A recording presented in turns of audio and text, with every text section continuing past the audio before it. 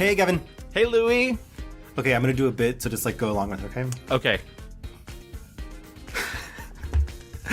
Gavin Potter. The boy has come to die. You know, I have a whole speech prepared about how I do not want to talk about Harry Potter, so... Did you get the bit that I said Gavin Podder? Like he's a podcaster? I get... Oh, very good, See, actually. Gavin Podder. You know, honestly, yes, Come to that. But anything else having to do with J.K. Rowling, fuck off. Yeah, unfortunately, we're going to have to, talk about that. Figure that out. I will let you talk about it, but honestly, I'm okay with, not even bringing it up if I don't We're gonna have to bring it up, Gavin, but we will tread lightly and respectfully, and also fuck J.K. Rowling. Yes. Hi, everyone. Welcome to the Mixed Reviews. We are a film podcast where we take an actor, director, or a mini genre. We take an entire month. We watch as much as we can, read as much as we can, and we take all that information, we give it back to you, and then we tell you what we like and what we don't like. I don't know why I have Power Rangers moving over here. I like it. I liked it. I was going to add, we also curse a lot. Sorry, Mom. Yeah, sorry. Literally, we're 3 minutes in, and I've already said the F word. Which one? Fun? Because that's what we're having here. Speaking of fun, Gavin, what are you drinking? That looks lovely. This is literally just a whiskey and Coke Zero. So, yeah, or a bourbon, a black bourbon nonetheless too. I am drinking. What is this? This is grapefruit seltzer and gin, and I had blue curacao, so I thought, why not? Yeah, that's a beautiful. It looks beautiful in that glass. With the for those of you who are doing the audio only, it's a kind of under the sea, or is it more like plants? It's like plants, but lilies. with the blue drink. Yes. It looks a little oceanic, if you will. It does. Wave the water, baby. Yeah, honey, the shape. I don't know why I'm feeling silly, Billy. Thank you all for coming back again. We are here for a classique episode after our last month's roundup, Halloween recap, New York Film Festival roundup, all the good things. We made it through the spooky season. We did. Did you feel properly spooked? Yes, because I see you, Gavin, in my dreams, and I'm spooked. I'm the man of your dreams, baby. My sister also watched Ginger Snapped on our recommendation. Did she like it? She didn't say, but I'm just gonna say yes. But I'm gonna assume yes. Who could never? Before we get into this month's episode, we have some old business to take care of. Gavin, we certainly do. What do we got? So we didn't do a poll this week because last week's episode was a bit of fun. It was a bit different and really nothing that you could do a poll for. But I do want to say, if you haven't listened to it, it's not just Halloween themed. It's a lot of fun. I had a friend of mine who I didn't even know listened to the show. Oh my God, I loved your New York Film Festival recommendations. Aww. I was like, great. That's awesome. Lovely. We saw some really banging movies, some weird movies that were less banging, but also, that was the theme, though, of the New York Film Festival. Weird. But we do have our 100th review on Apple Podcasts, which is something that I've been wishing and hoping and praying and saying that we would get someday. And we finally got it. And that is from Slide Sorter. And it's titled Mixed Reviews, Fixed Bliss, 5 stars. Gavin and Louie's gay movie agenda is here, and it's fabulous. Absolutely. Thank you, Slide Sorter. Thank you so much. If I don't know who you are, but I will send you a T-shirt if you want. Yeah. I will pay for that if you want to just find a way to contact us. And you're absolutely right. Our agenda of homosexual cinema is alive and well and stronger than ever. I was just going to say, and after recent events, it's only going to get fucking stronger. Oh, I said it. I said the F word. Again. Wow. Naughty boy. Thank you so much for that comment. We really appreciate it. Did we have anything else, Kevin? Yes. Michelle, who is one of our Patreon subscribers, commented on our Gavin and Louie Go to the Movies episode of My Old Ass, which, by the way, if you're not a member of our Patreon, please go and join it. It's a lot of fun. It's $5 across the board. There's a lot of content on there, a lot of content that you don't get on the show, a lot more Louis, a lot more me, and hopefully you enjoy that. And Michelle said about My Old Ass, I watched the movie over the weekend and then re-listened to this episode. I totally agree with both of your insights. I loved this movie. I think it might be my number one of the year so far. P.S. Well, first of all, Michelle, thank you so much. You're like one of our diehards. Absolutely. You ride with us and we ride with you. And speaking of, by the way, and I don't want to lift it up because this is a video podcast as well, but Michelle sends us a yearly Halloween card that's her family, and it's so cute and so sweet. I've shared it with Louis as well. So I just want to say thank you to her entire family. So bear with me one moment. Vampire Tess, Alien Abductee Jack, Snail Rider Charlie, Justin Jefferson Ben, Spider-Man Teddy, Mermaid Ellie, Dredrick Tatum, Carmen Sandiego, and Chip Douglas. Thank you so much for sending us that card. It's really lovely. And if you didn't get that, those were, it's her family dressed up for Halloween. Yes. So no, she's related to Carmen Sandiego. It's crazy. her mom, Carmen. Yes. What was I going to say? Yeah, My Old Ass is streaming now on Amazon. Yes. And it's so lovely. Me and Gavin watched it for a Patreon exclusive and recorded a little bit, and it really deeply affected us, and Michelle too. So we invite you guys to go check it out. Check out the movie on Amazon, and then check out our Patreon. It's $5. It's good to go. And one last thing, while we're still talking about Patreon, I just wanted to do this because it is. Listen, it's certainly a time to be alive, and things are not going great in the United States. And one of the things that I love about doing the mixed reviews is it really feels like a sense of community. I really appreciate everybody who listens, everybody who contributes, everybody who sends us messages or leaves comments or rates us and reviews us. And I do just want to give a shout out. Normally this is just a Patreon perk, but I want to give a shout out to all of the people who subscribe to us on Patreon. So also bear with me again one more time.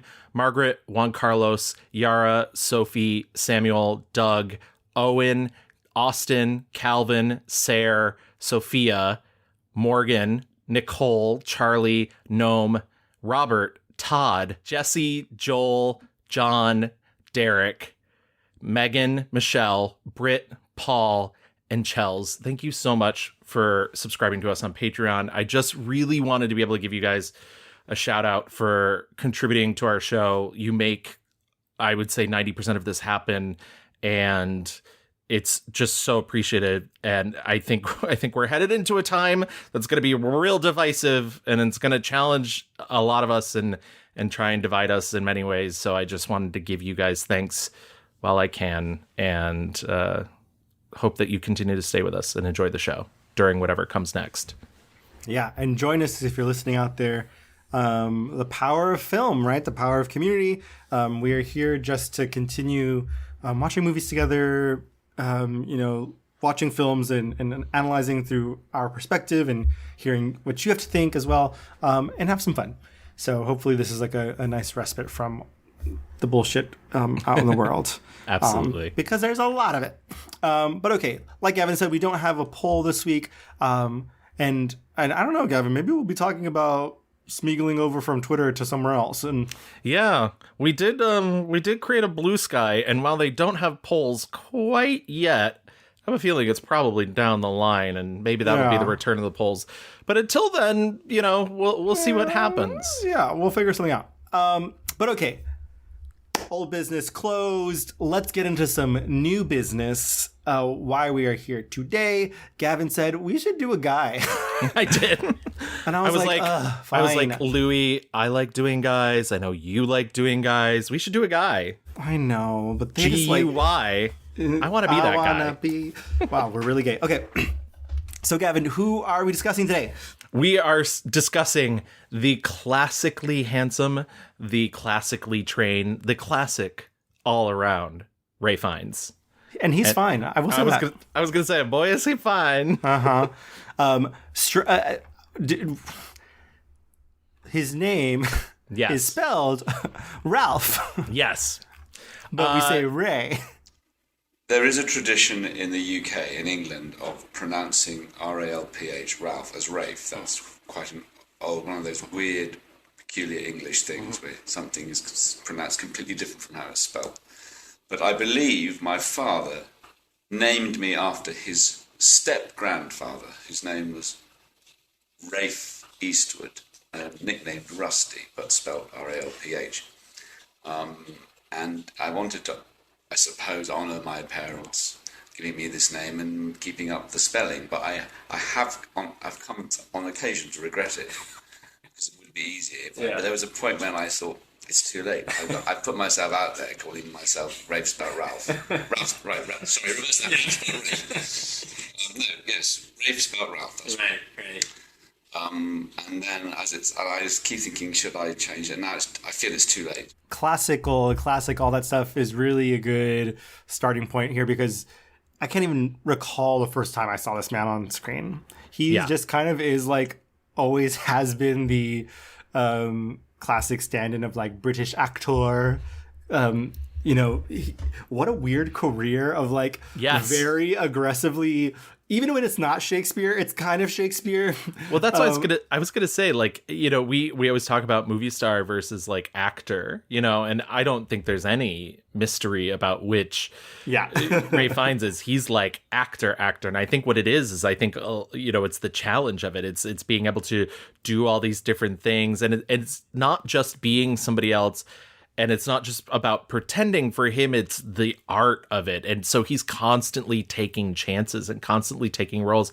I was going through his filmography and I began thinking to myself, like, we talk a lot about paycheck jobs on this show, like a job that somebody does just because, like, either maybe there was some passion there and the money just tipped the scale, or there really wasn't any passion at all and they're just like, I need a new boat. I don't know if he's ever really taken a paycheck job. And I think part of that is he sees it all as like an interesting challenge, as something that he gets to do that he normally doesn't get to do. I mean, I'm even thinking of like Made in Manhattan, which I think most people would think is like, kind of a big sellout. Like it's a rom-com, but like how many times in Ray Fiennes' life is he asked to play the male lead in a rom-com? So when that happens, I'm sure he's like, heck yeah. Yeah. I mean, like from The Avengers to Made in Manhattan to, fucking voicing Pennyworth in Lego Movie. Like, yes, yeah. It's I say strange, weird careers because he's done so much, but like everything he does, he brings that certain level of gravitas to. To your point, it does feel like he's always like, challenge fucking accepted. Let's go. Yes. Which is what a privilege that he has to be able to like fucking do a modern retelling of Coriolanus and then, go make another Harry Potter movie. Like it's right. He really does is able to be very slippery that way. I don't think a lot of people get to navigate big blockbuster stuff and really serious drama stuff the way he does. I bet you fucking Chris Evans and like, all the current Avengers casts, I bet you they wish they could be doing the stuff that he's been doing while just like coming in and out of silly movies as well. What's funny too is I've never been able to find, even in the research process for this, because we like to include a lot of sound clips. I like the artist, whether it be a filmmaker or an actor, to be able to talk in their own voice to corroborate what we're telling you. I've never found him bad talking any of the productions of anything he's been in. And there's plenty of actors that we've done on the show that have had something to say about one of the roles that they didn't particularly like. I found an interview where somebody was like, The Avengers, that was kind of a flop, wasn't it? And he's like, I had a lot of fun. I had a lot of fun making that movie, and I thought that it was going to do better, and it didn't. But I don't regret it. I enjoyed making that film, and I thought there would be a market for a remake of The Avengers. It didn't work, but when I was making it, I didn't think that, and I enjoyed it and disappointed, but I think that a box office disaster is a badge of honor. You've got to have one somewhere. Yeah, and I feel like that's kind of like the energy he brings like to most things he's doing. He's always game. He's giving 100% no matter how silly it is or how like challenging it is. He just always seems up for the battle, which is really cool. Do you recall like your first thing you saw him in? It might have been the Avengers for me. I think it probably was the Avengers for me as well, too. For those who don't know, we keep saying the Avengers. If there's a portion of our audience that is like younger than us, the Avengers is the late 90s, early 2000s? It's 1998. 1998 remake of the 1960s spy television show, which was very like mod, very like out there, not necessarily the type of spy stuff that you think about, like giant telephones and people dressed up as big teddy bears and whatnot. It's the era that like Austin Powers was spoofing. Yes, yeah. And they remade it, and I just remember like there was a big push for it to be like this big blockbuster, also starring Uma Thurman. We talked about it in our Uma Thurman episode a bit, right? And so it's very kind of like British spy. And it was a big flop. Yeah. But okay, yeah, I think that was the first thing I saw. I remember just like a lot of ads for it. I remember like Coke bottles and stuff being like promoted with it and stuff. I was John Steed for Halloween that year. Of course you were. Of course, yeah, you were, I was Gavin. Ray Fiennes' character for Halloween. So, but obviously he'd been in movies before then. But like, it almost feels like he came out the womb ready to do like high serious Oscar bait dramas. Like, right. It's crazy how like it went straight to like important work. Which is so funny because the thing that was his original passion wasn't even acting. Ooh, say that. That's a little tease. That's a little tease. Okay, why don't we get into our rewind and let's tease that out, Gavin.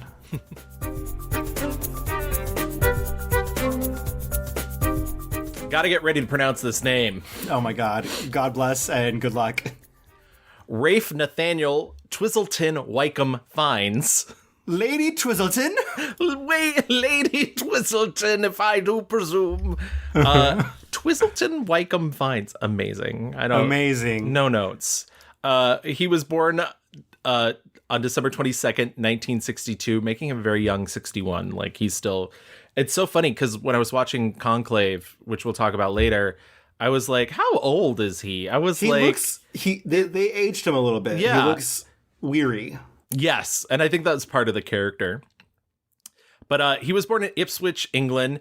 He is the eldest child of Mark Fiennes, a farmer and photographer, and Jennifer Lash, who was a writer. He has a ton of lineage. I think the most important is he's the great-great-grandson of Frederick Benjamin Twizzleton Wycombe Fiennes, who was the 16th Baron Say and Seal. Sure. Yes. Yeah, whatever that means. I made the assumption, based on reading this, when I originally started doing this history, that meant he came from money. But there's this really great documentary that's on YouTube currently, and I actually highly recommend, obviously we'll be putting in some clips from it, but I highly recommend checking it out. It's called Blood Ties, and it's about Ray Fiennes' mom, because she wrote her final novel in 1993 and then passed away from cancer. And there's this whole thing about, like, you know, they weren't well off. Like, when I say his father was a farmer, he was a farmer. Like, he was working the land, and they didn't have a ton of money. They had 6 children, and they constantly had to move because they were constantly being pushed out. I believe the documentary says at one point they moved 11 times in 3 years. Wow. At one point they moved to Ireland. My mother and father went to Ireland. My father had a photographic job there, and they fell in love with Ireland, with the Irish people that they met, and came back saying, we believe we should live in Ireland, we want to go to the west of Ireland. I remember this term being brought up then, which is, I think was in vogue then, was the term rat race. You know, we must get out of the rat race. I think, you know, this sort of shapes who he is, because even though he's watching his parents not really be able to make ends meet, they're constantly reinforcing that you need to follow your bliss. She was brilliant at encouraging us all to be ourselves, and never, I think, blocking any interest that we had. I mean, she was a writer and very oriented towards the arts, and she loved theatre and literature and painting. His mother gives up her writing career to take care of these children.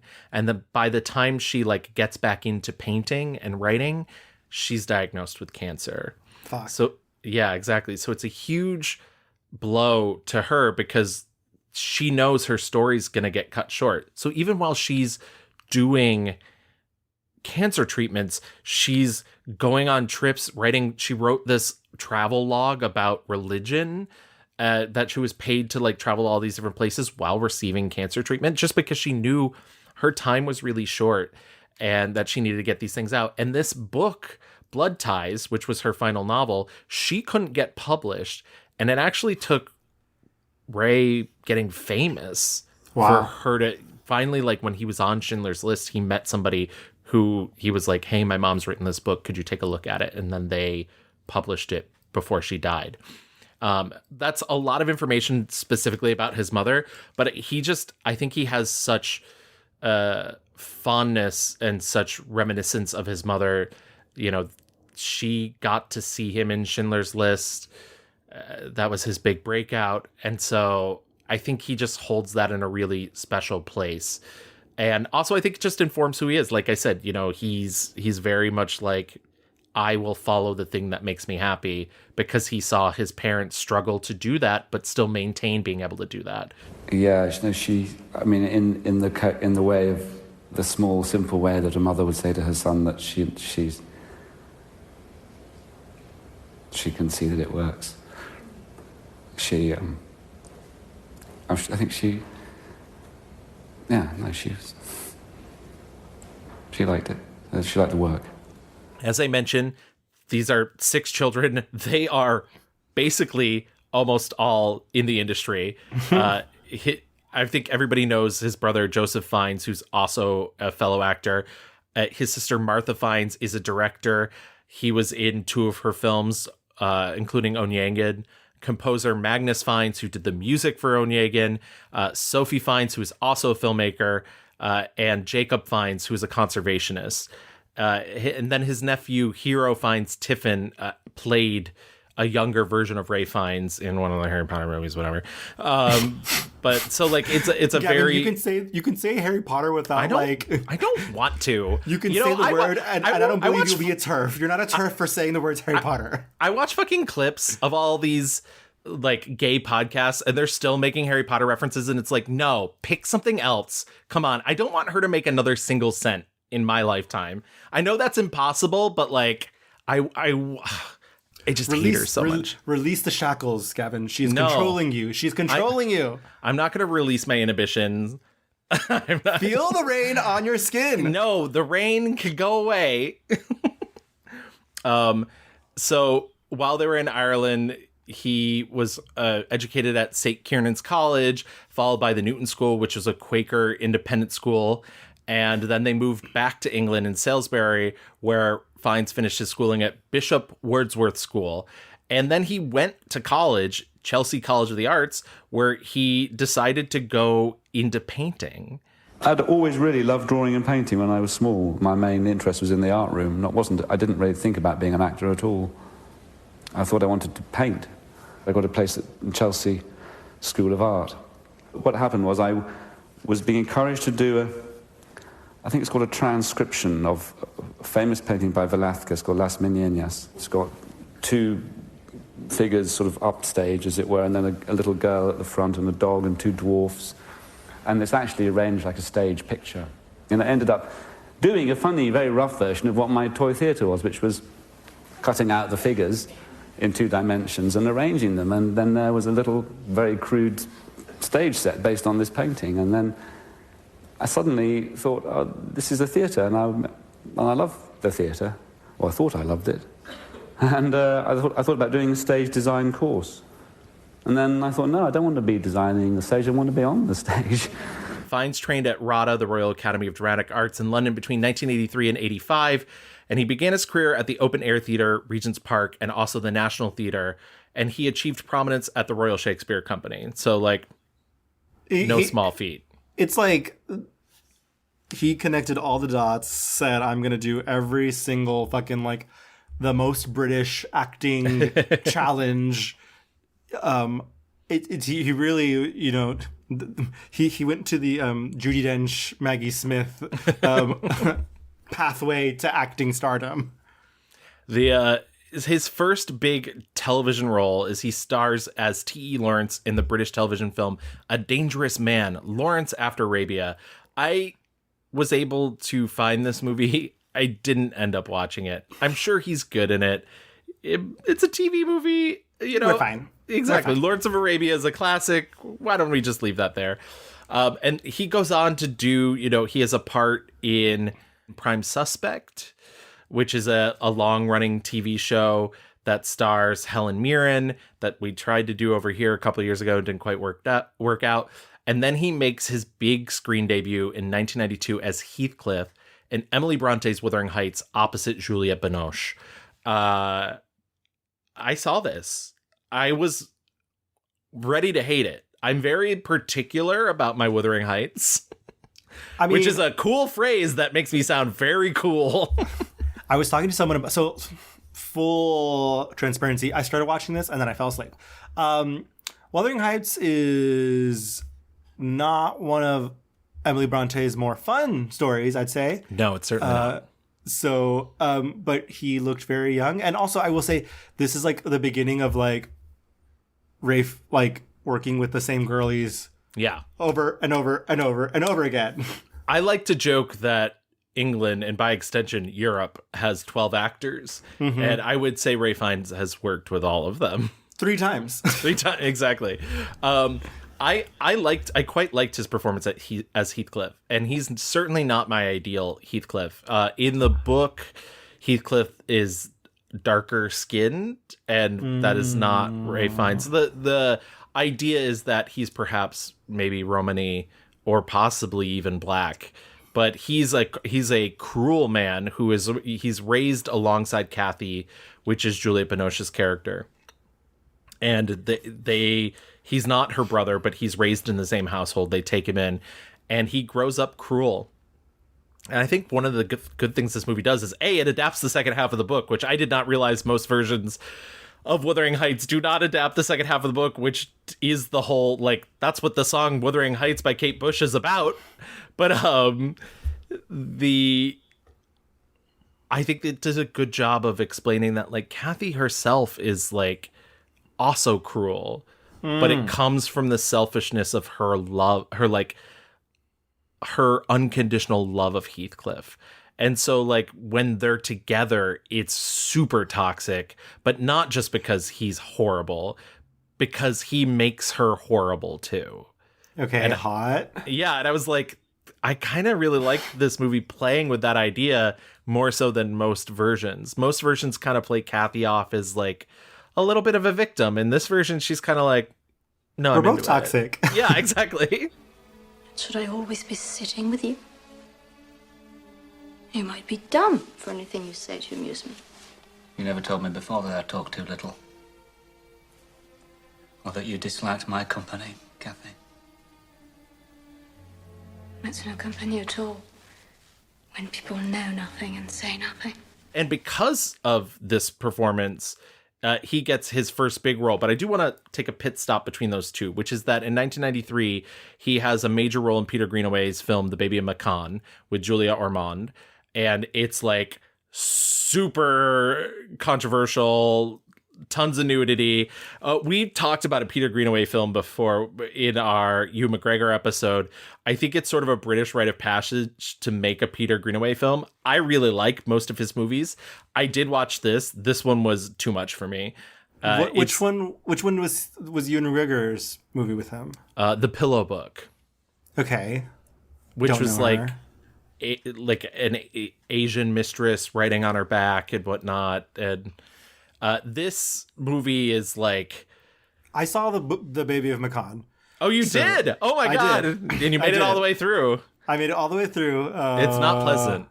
No, I think I wrote on my letterbox, this movie is cruel to point out how cruel people are. Right. And that's what he's going for. Honestly, I guess his concept was he saw there were these ads in Britain that had a newborn baby in them, and then they were taken down within a day because people decided it was too graphic. And he's like, that's a very natural thing that happens. Why can't we show that? And I think this movie comes from that place, but also comes from the place of we love cruelty in our entertainment, and there was like a time where like the boundaries of taste and the excess of the wealthy like didn't really have bounds. And so like this movie has a lot of that. There's a lot of like really violent sexual assault in this film.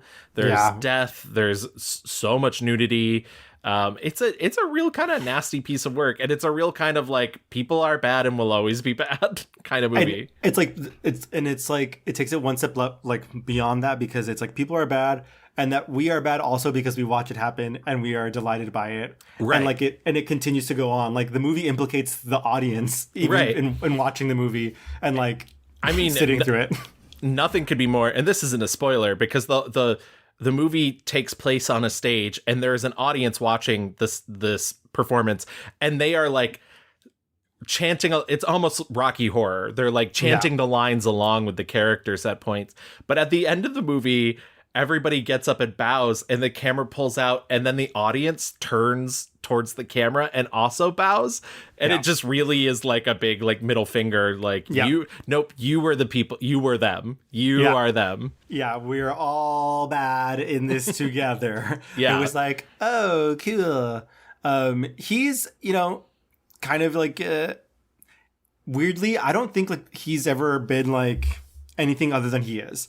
I think like right from the get-go, he is classically trained, just like to a T. In this movie, he's naked, bloodied, writhing around. He is already balls to the wall, like no holding back.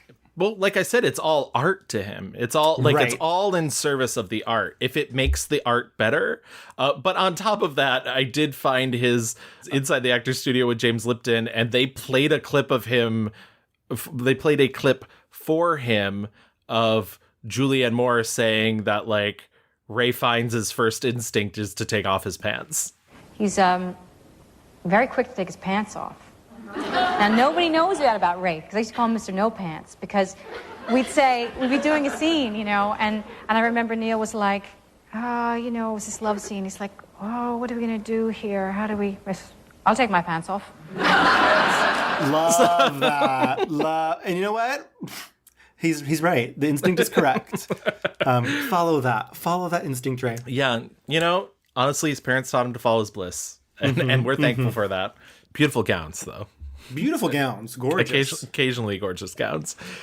But as I was mentioning, it's really Wuthering Heights that gets the attention of Steven Spielberg, and Steven Spielberg sees Ray Fiennes in Wuthering Heights and is like, "Oh, this man's a horrible human being." and so he casts him in his big breakout role as brutal Nazi concentration camp commandant Amon Goth in Schindler's List. It's his first Academy Award nomination for Best Supporting Actor. He wins the BAFTA Award for Best Supporting Actor. Goth is like just a truly horrible human being. I think his whole concept with Amon Goth is like, he's a horrible, evil, horrific man who didn't see himself as the villain. And he talks about in interviews when he first put on the costume that, it felt powerful, especially when he was on the set. Those costumes make you feel powerful, and because of that you feel good. They make you feel good about yourself. I mean, I think they're the best uniforms, best designed uniforms in the Second World War. There are no other, maybe the Italians, but there's no other really uniform to touch it in terms of just aesthetic. We have now, of course, we have these horrendous associations with them, but you can't deny the fact that they're like an amazing suit. These wonderful, flattering riding boots and breeches and the tunic and the hat at an angle, and so I have to admit that it felt kind of good. And, it's just a very small part of what they did, but it's a very attractive thing when there are those out there who are seeking power. I don't know. I think his performance is really great. I did not rewatch this because we just did a Steven Spielberg episode and this is not a fun watch. So I was like, I know this role. He's very good in it. Well, I think he's very good in it because he rightly so, Steven Spielberg like clocks it. Like, he's able to portray power and evil and gravitas with such little. He's doing so little. Like, it's almost boring, right? It's almost like he's like, and that's what's so scary. When he's in this movie, he is just like so like bloodthirsty is not even the right word. It's just like these people are flecks. These people are nothing, and like it is not outrageous. It is not horrible for him to kill and torture and brutalize these people. It's just nothing. He is so unaffected, and the way he's able to just have steel in his eyes, it's fucking nuts. And like, it is weaponized over and over again in his career. And one of the things I really like about him is he's able to, he has this magnetism. Yeah. And frankly, it's star power is what it is, but he knows how to calibrate it for like fucking evil or just like immense charm. Which is like, he's playing both sides of like the sociopath like coin, right? Like, he can really schmooze and he can really just be like, you're dead and I don't care at all. Like, it's just that cold and calculated. But yeah, he's very, very good in Schindler's List. Also have to mention though, fucking with Liam Neeson, who we will see him with again and again and again. Yeah. Liam Neeson, who perhaps is his doppelganger in the cinematic universe of movie making. I literally said something and I was like, wait, was that Liam Neeson? I was like, no, I was like, wait, was that Liam Neeson or was that Ray? No, it's Ray Fiennes. It's funny. I guess Embeth Davidtz, who is in the movie as well, told him she hated him when they were making this movie because she just couldn't see him, separate him from this character. And there's a scene where he just completely like dehumanizes her. Yeah. And so I completely understand that. I would like so much to reach out and touch you in your loneliness. What would that be like? I wonder. I mean, what would be wrong with that? And I realize that you're not a person in the strictest sense of the word, but I mean, well, maybe you're right about that too. You know, maybe what's wrong it's not us. It's this. He's not a method actor by any means, but he has said that there's some characters he hasn't been able to shake right away. And some of it's because of reasons like that. And some of it's just because he really loved playing them. And this was not a role he loved playing. I don't want to put that out there in the world. But that's, this I'm sure wasn't an easy, like, let it go at the end. Yeah. In a movie full of horrors, he is like the most horrific. And it's tough work.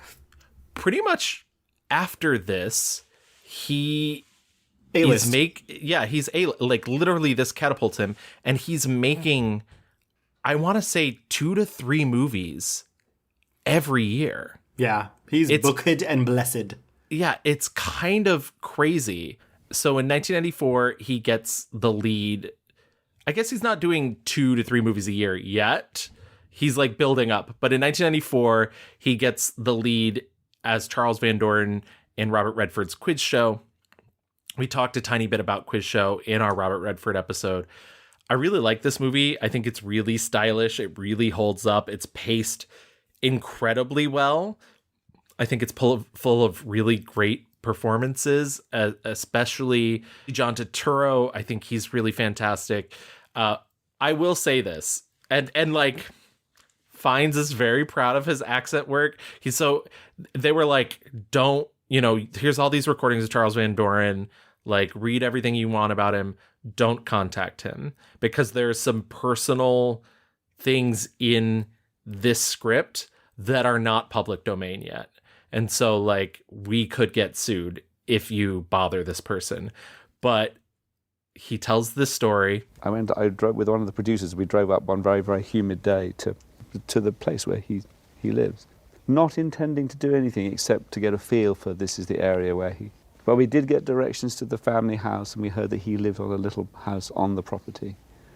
And as we drove up there on the stoop, on the porch, there he was. And we both, there's Charles Van Doren, there's Charles Van Doren. And we stopped the car, and I didn't want to say that I was attempting to play him, but I wanted to hear his voice. So I asked him directions, Oh. and he spoke. And I've been watching all this footage of him. And I don't know what it gave me. It gave me anything. It gave me some sense of connection. There's a real person sitting quite vulnerable. Who's this person? Strange people in a car. I really like his performance in this movie. I don't think he's very good in an American accent.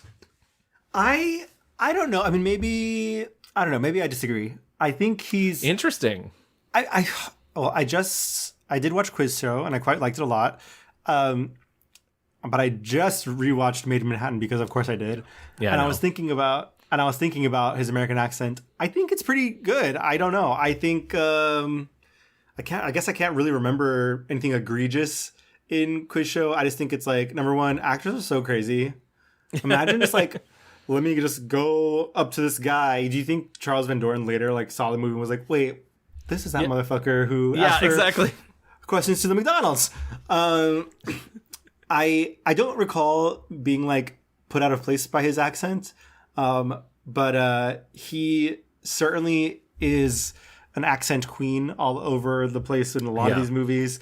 And not even just accent queen, like full-on language queen. Oh my God, 100%. Doing Like, sorts of like intonations and like, you know, crazy things. He's like speaking Italian in films. He's speaking Russian in films. Like he's all over the place. But yeah, Quiz Show. I like it. It's good Quiz movie. Quiz show. In 1995, he does Strange Days, which we've talked about a couple different times between Juliette Lewis and Angela Bassett.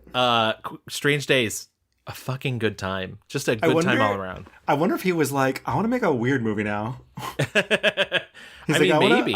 I want to have fun. I want to like talk about the internet or whatever. He's like, yeah, the millennium's coming up. Let's do a movie about that. I think 1996 is maybe one of his most famous roles. And, you know, there's even an entire Seinfeld episode. So in 96, he does The English Patient. He plays Count Laszlo D. Almacy. And you just finished watching this. I just finished watching this. It is like the prototypical war epic or war adjacent epic. I don't know. Yeah. It's like a big sweeping historical drama. You know, there's kind of like twists and turns, things to be uncovered, love. Right. He plays both the younger version of him as well as the current, like heavily burned, dying patient. Yeah. This patient, honey, she's English. Turns out she's not. Well, this one, that's what the other. I was like, is he trying to do a Hungarian accent? But then, like, a lot of his movies like bleed a little bit together because the amount of men he plays where he is like cheating or the guy that the girlie is cheating on with, the amount of his other historical drama epic Sunshine, also about the fucking Hungarians, is just a lot in this realm. But the English Patient is like a huge success. Yes. And well, I really love it. And I think part of it is the way that Walter Murch, who's the editor on the film, was able to cut in between the different time periods. There's over 40 different time jumps in the movie to different points in time. I think it still manages to be like a really complex, complete narrative and never, especially not for me, ever confusing. And as an editor, like, I think I'm really drawn to that sort of like ability to create a narrative that works in that fashion. I don't know. I really like it too. And also, like, I think it's a good combination of a really old style of filmmaking or a really old style story with a new style of filmmaking, which is funny because Anthony Minghella, who directed it, later went on to direct Cold Mountain, which I think is a bad movie, but felt the same way about, where it was like a new, like an old style, like Gone with the Wind epic, but with a new style of filmmaking. I think it lends itself better to The English Patient, but it is a very long movie. This era of filmmaking, like mid 90s to like early aughts, is just like the most aggressive Oscar baity weirdo movies of like everything's so epic. Everything is like, twists and turns, and it's love, but also like it's heavy. The hand is heavy, ladies. Also, it's worth mentioning he's nominated for another Academy Award for The English Patient. Yes. Gets a ton of money. Like he's cementing his A-list status. Yeah, and he never wins the Academy Award for either of those films, and to this day has not won an Academy Award, so those are his only 2 nominations, which is a little surprising because he has had such a varied career, and there are a lot of like Oscar baity type movies, but who knows, maybe Conclave will give it to him now. Is that how we're saying that? Conclave? Exactly. I believe that's the pronunciation. That's the gay pronunciation, by the way. Conclave? Conclave? Have you guys seen Conclave yet? Oh my god, Conclave, my favorite movie of the year. I'm gonna make it happen. Also wanted to note that Juliette Binoche, again, yes, in The English Patient, she's amazing in this film. Oh my god, yeah. Just like sparkling, and she does win the Oscar this year for supporting actress, even though she's the lead. Like she's yes, whatever. Yeah. Are you fighting rats or the entire German army? Nope. I was repairing the stairs. I found a library, and the books were very useful. Before you find too many uses for those books, you might read some to me. I think they're all in Italian, but I'll look, yes. What about your own book? My book? Yes, Herodotus. Yes, you could read him. 1998, aforementioned The Avengers, remake of a 60s show. He plays Patrick McNee's John Steed. Every time we run into this movie, my brain says like, I remember liking that movie. Yeah. And every time I'm like, no, it's bad. Yep. but I wish it was good. I have fun with it. Like, and Sean Connery's having fun with it, playing the villain, Sir August de Winter. Great name. Yeah, he gets to deliver the now is the winter of our discontent. That was really good, Kevin. Oh, thank you. I only do it for the compliments. So, there is a class of movie that the Avengers falls into where it's like, as a kid, we lived, laughed, loved. Yeah. As adults, we're like, was I a dumb kid? Yeah, exactly. What is this? Yeah, what? Mama, what is this? And then in 1999, sorry, I don't want to skip because Please. I know you're a big fan. Please. He does play Ramses II in The Prince of Egypt. I love The Prince of Egypt. I know you do. It's so good. We talked about Prince of Egypt in our DreamWorks episode. Yes. It's just like again big sweeping. Also, we haven't even noted. Well, I guess we have, but the voice. He's kind of got like a Morgan Freeman-esque, able to have like the voice of God type of a very powerful voice. Yeah. So he's great. A greater Egypt than that of my father. That is not what I see. Moses, I cannot change what you see. I have to maintain the ancient traditions. I bear the weight of my father's crown. Do you still not understand what Seti was? He was a great leader. His hands bore the blood of thousands of children. Slaves. My people.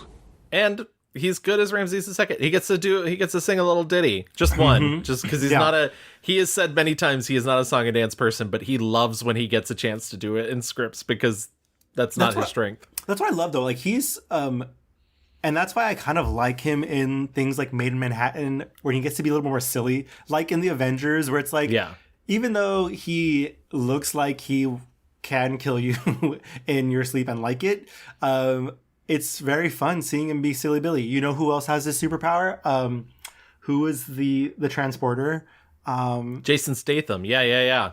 Like, not to compare them as actors, but like they both have that hard guy exterior, but like are actually very good at being like silly. Yeah, Jason Statham also who got his start at the Royal Shakespeare Company. So I've heard that. I believe that's true. 100%. He went to the Shakespeare Royal Academy of blowing things up. Yeah. And falling off things. And he was so good at it. Yeah. Top of his class. Yeah. 1999, he does 3, like, literally this is a year-long Oscar bait trip. It's Sunshine, Onegin, The End of the Affair. And guess what? No fucking Oscars. Yeah.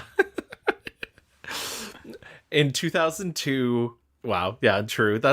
No fucking Oscars. All that work, no Oscars. I think that's why the next year is like very much not that sort of thing. 2002, he does David Cronenberg's Spider, the second film adaptation of Thomas Harris's Red Dragon, and Made in Manhattan, which I know it's so funny. I spent all month being like, I gotta rewatch Made in Manhattan. I know Lou's gonna want to talk about it. I never got around to it. Listen, I'm so sorry. I rewatched it, and I will say, like, maybe I was high on the JLo supply. Like, this time didn't land as well with me.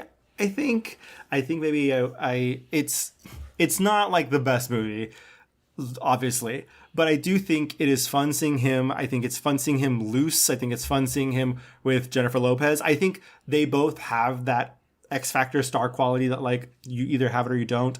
And they're such a fun, like, you would never choose them to be together, but it just really works. And Stanley Tucci, who he will work with again, another one of his girlies who he likes to work with. I like his performance as Francis Dollarhide in Red Dragon, but I think it just really pales in comparison to the previous adaptation of that novel, Manhunter, which has Tom Noonan playing the role. And Dollarhide is kind of portrayed in this sort of sympathetic sort of light where he falls in love with this blind woman. In this version, it's played by Emily Watson. And I think the thing that doesn't work is that Ray Fiennes is just physically not a freak. And I say that with all love to Tom Noonan. I fucking love Tom Noonan. I think he's amazing, but he's like 6'5" and really thin and has like kind of a weird shaped face and none of, like, Ray Fiennes looks like Ray Fiennes no matter what you do. Even if you give him the scary back tattoo, he just looks like Ray Fiennes. Yeah, and this also doesn't help that it's like, the early aughts, and so everyone's wearing like sweater necks, like, and like exactly. It's just turtleneck sweaters is what I meant, sorry, and like cargo shorts. No, I like sweater necks. I like sweater necks. Don't apologize. I feel Never like sweater apologize for that. Sweater necks is like the next like entry in the Long Legs film or something. Let me in now. It's me, sweater necks. Yeah, very bad. From there, I think it is sort of, now it's sort of I think because he has the capital, both in terms of like star power in making money and also the prestige of being Ray Fiennes, now he's kind of like, I'm going to do the weirder stuff. In 2005, he does 5 movies. Nuts. He does The Chum Scrubber, Chromophobia, which is his sister's film, The Constant Gardener. He voices Lord Victor Quatermain in Wallace and Gromit. He does The White Countess, and he does Harry Potter and the Goblet of Fire. Whatever. That is so wild that, like, he made The Constant Gardener and this first Harry Potter movie in the same year. Yeah. That's wild. We talk a lot about Constant Gardener in our Rachel Weisz episode. Yeah. I looked on Letterboxd and I was like, people don't actually like this movie as much. I think it's great. I think it's a really complicated character. Yeah, I mean, I remember just they have great chemistry. This is, again, she's another person who he's worked with at least twice.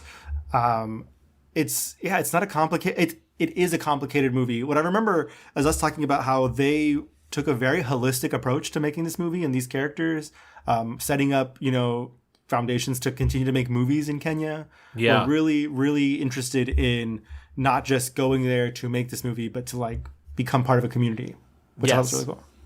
And it's a good, it's based off a John le Carré novel, and it's basically about a pharmaceutical company which used illegal testing on people in Africa that led to several deaths, and Rachel Weisz is going to expose them, and she's murdered, and Ray Fiennes is trying to figure out like what, like it's made to look like an accident, and he begins investigating. He's like basically a former rep who now has become an independent journalist in an attempt to try and solve his wife's murder. And there's like some suspicion on him throughout it where it's like, actually, did he do this? Like, what is, and I think it's a real good twisty tale. But I also think what's great is John le Carré had to put in his novel, like, this is not based off of any one incident, but in researching this novel, I found horrors that are far beyond anything that I've written in this novel. Yeah, I mean, like, the pharmaceutical companies are not good. Yeah. In the same way, like, oil companies, like, it's bad out there, folks. Companies are not your friends. Companies are. I love Coke as much as you guys do, but Coca-Cola is not good. No, I'll tell you that. Certainly not. Harry Potter obviously is the biggest blockbustery thing he's ever done. Right. But it feels a little strange, like, looking at this filmography of these films, like Schindler's List and like The English Patient probably were the movies that made the most money, right? Which is such a strange thing. Like, not to say that his other movies weren't successful, but for your two highest grossing films to be these very heavy dramas, people were not going to him for like blockbuster-y type stuff. Right. He was the actor's actor. He was the Shakespeare guy. He was, you know, the royal guy. You went for gravitas. And frankly, like, they go to him to do that for Harry Potter. I mean, yeah. I mean, they're I mean, first of all, Harry Potter had every single working British actor already involved, and so it was like, who can we get at this point? But also, yeah, it's just another star power feather that they can put in the cap of those movies. I mean, it's wild though, because like, it's such a physical movie role. So he plays Voldemort. I think we all know this. Yes. Yeah. He doesn't do a lot in the first one, so like, it's not worth mentioning too much. But we might as well just get over with now. Like, he continues to play Voldemort to varying degrees in these movies. Obviously, in the later ones, he's alive. He's back. Guess what? I'm back. It's a very physical role, and I don't think that I like, you know, there are other places later in his career where he is also being kind of like really in his body, doing all that stuff. We saw it a little bit with The Baby and Macan, right? Yes, yeah. But like, he's kind of like the stiff British guy who's like, you know, always in control. Seeing him as like this literal snake personification in Voldemort. I mean, fuck J.K. Rowling, but like, he slays as Voldemort. Like, he's really just fucking good. I can't blame him for it. It's one of those things that like, I wish it would be less prolific in society. Yeah, you know? Of course. I mean, yes. We've talked about have we talked about sport? Maybe we haven't, but I've heard this discussion about, like, you know, just because J.K. Rowling is a very horrible person, and I do not wish her success, does not discredit the work that he and the other people making this film did. And, you know, we're talking about him specifically, and I think, you know, you can have your thoughts on like how you feel about all the other actors.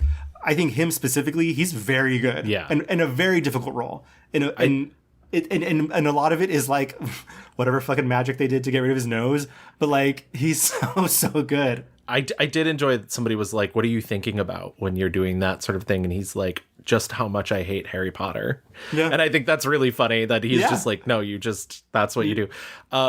My only rebuttal to that is that, like, yeah, you can't be mad at all the work that everybody else did, that everybody else put in, and you know, everybody put their full, you know, heart and every bit of themselves into these things. She continues to make money off of those things, even if they don't, and that's what bothers me. And like, I would prefer she, you know, it's one of those things where like, fuck capitalism, but also like, if we can use it to our will. I wish, like, you know, that's why it's one of those things where people are like, oh, like, I'm canceled. And it's like, well, you just got a fucking Netflix special. Like, you're not canceled. You're still making money off of the, you know, and so that's what bothers me. And I'm going to bring this up now. I was going to wait till the end. But he, in 2021, in an interview with the Daily Telegraph, he said, quote, "I can't understand the vitriol directed at J.K. Rowling. I can understand the heat of an argument, but I find this age of accusation and the need to condemn and the need to condemn irrational. I find the level of hatred that people express about views that differ from theirs and the violence of language towards others disturbing. And to that I say, she is the person in power. Yeah. And that's why the vitriol is the way it is. Because what she says goes to millions of people. And there are people who will listen to the things that she says just because of the children's book she's written and assume that she is correct. And also, on the reverse of that, people are only so vitriolic because they are escalating it to the level that she has already started the escalation of. She attacks people all the time on Twitter. She sends her mob after people specifically who are not famous, who cannot pay for security, who, sometimes end up getting doxxed. And so I understand where he's coming from with this idea of oh God, it's so bad that everybody hates her. But honestly, she's brought it on herself and she can afford to shut it down if she wanted to. Whereas the people that she is attacking, the trans people that she's attacking, that she's not allowing to live, can't. They're not in the position of power that she is in. And that's what it is. And I get that, everybody's a reactionary online. I get it. But it's one of those things where people have to be able to stand up to power, or else what is the point? Yeah. I mean, and she doesn't want people to exist, a full community to disappear, and she has stated several times that she's not interested in hearing any other argument. So she's made up her mind. Yeah. Sorry, I didn't mean to go off on that. It's just one of those things that bothers me so much because it's just don't punch down to the people who need help. I don't know. Yeah, I mean, I totally agree. But I mean, there's the death of the author argument can go in circles forever. Yes. Yeah. I think for this conversation specifically, I think he's very good in these roles and will forever be known as Voldemort. I think that's just kind of, if not his, I would be very shocked. I mean, maybe, I don't know, our audience is a little weird on Twitter, but I would be shocked if people voting in the poll were not it's Voldemort. His most iconic, forever enduring role will be this thing. I mean, you don't have to put it in the poll. I'm just saying. IJS. To get out of this kind of murky water, I will say, as a positive, Fiennes is a huge patron of the Shakespeare Schools Festival, which is a charity that enables school children across the UK to perform Shakespeare in professional theaters. So obviously it's good that he's getting these big paychecks because he's able to really bankroll that, which is a nice thing that's done. He's also and he's said this, he has to go back to the stage because there's nothing that you get from film that is anything like having a live audience. And I also want to point out earlier in, I want to say late 90s, early 2000s, he wins the very first Tony Award ever for a person playing Hamlet on Broadway. Wow. Yeah. So he's one towards an EGOT. He's almost there, babe. Keep going. Yeah, just keep going, babe. You got it. 2006, he does a movie called Land of the Blind. In 2008, he does In Bruges, The Duchess, and The Reader. In Bruges, oh my God, he's so fucking funny. He's so good. I completely forgot that you don't physically see him. You hear him over the phone. You don't physically see him until a full hour into the movie. Yeah, he's the last third in, right? Because almost the entirety of the movie, he's just sending messages to Gleason. Brendan Gleeson, yeah. Brendan Gleeson to kill Colin. Colin, yeah. And we talked about this movie in our Colin Farrell episode. He's so funny. He does the frown the entire movie. Yeah. And essentially it's a movie where Brendan Gleeson has taken Colin Farrell to Bruges as sort of a last hurrah because he's been ordered by Ray Fiennes to kill him. They're all hitmen. To kill him because he's been not great on the job recently. And in turn, Colin Farrell is considering suicide because he killed a child during a hit and basically is too sad to go on. And when Brendan Gleeson finds this out, he's like, well, I can't kill him. He calls Ray Fiennes back and is just like, you're a prick. I'm done. And Ray Fiennes shows up to kill them both. And the scene where he calls Ray Fiennes to tell him he's done is my favorite, where he's just beating the phone. Yeah. And his wife comes in and she's like, it's an inanimate object. Harry. Harry. What? It's an inanimate fucking object. You're an inanimate fucking object! It's weird, like, for such a heavy plot, it's weirdly a good time. But that's like the Martin McDonagh special. Just like really absolutely. dark comedy. Fun. 2009, The Hurt Locker. 2010, Cemetery Junction, Clash of the Titans, Nanny McPhee of the Big Bang, and more Harry Potter. I think if you're gonna say, like, once again, I do not believe he's a paycheck girly.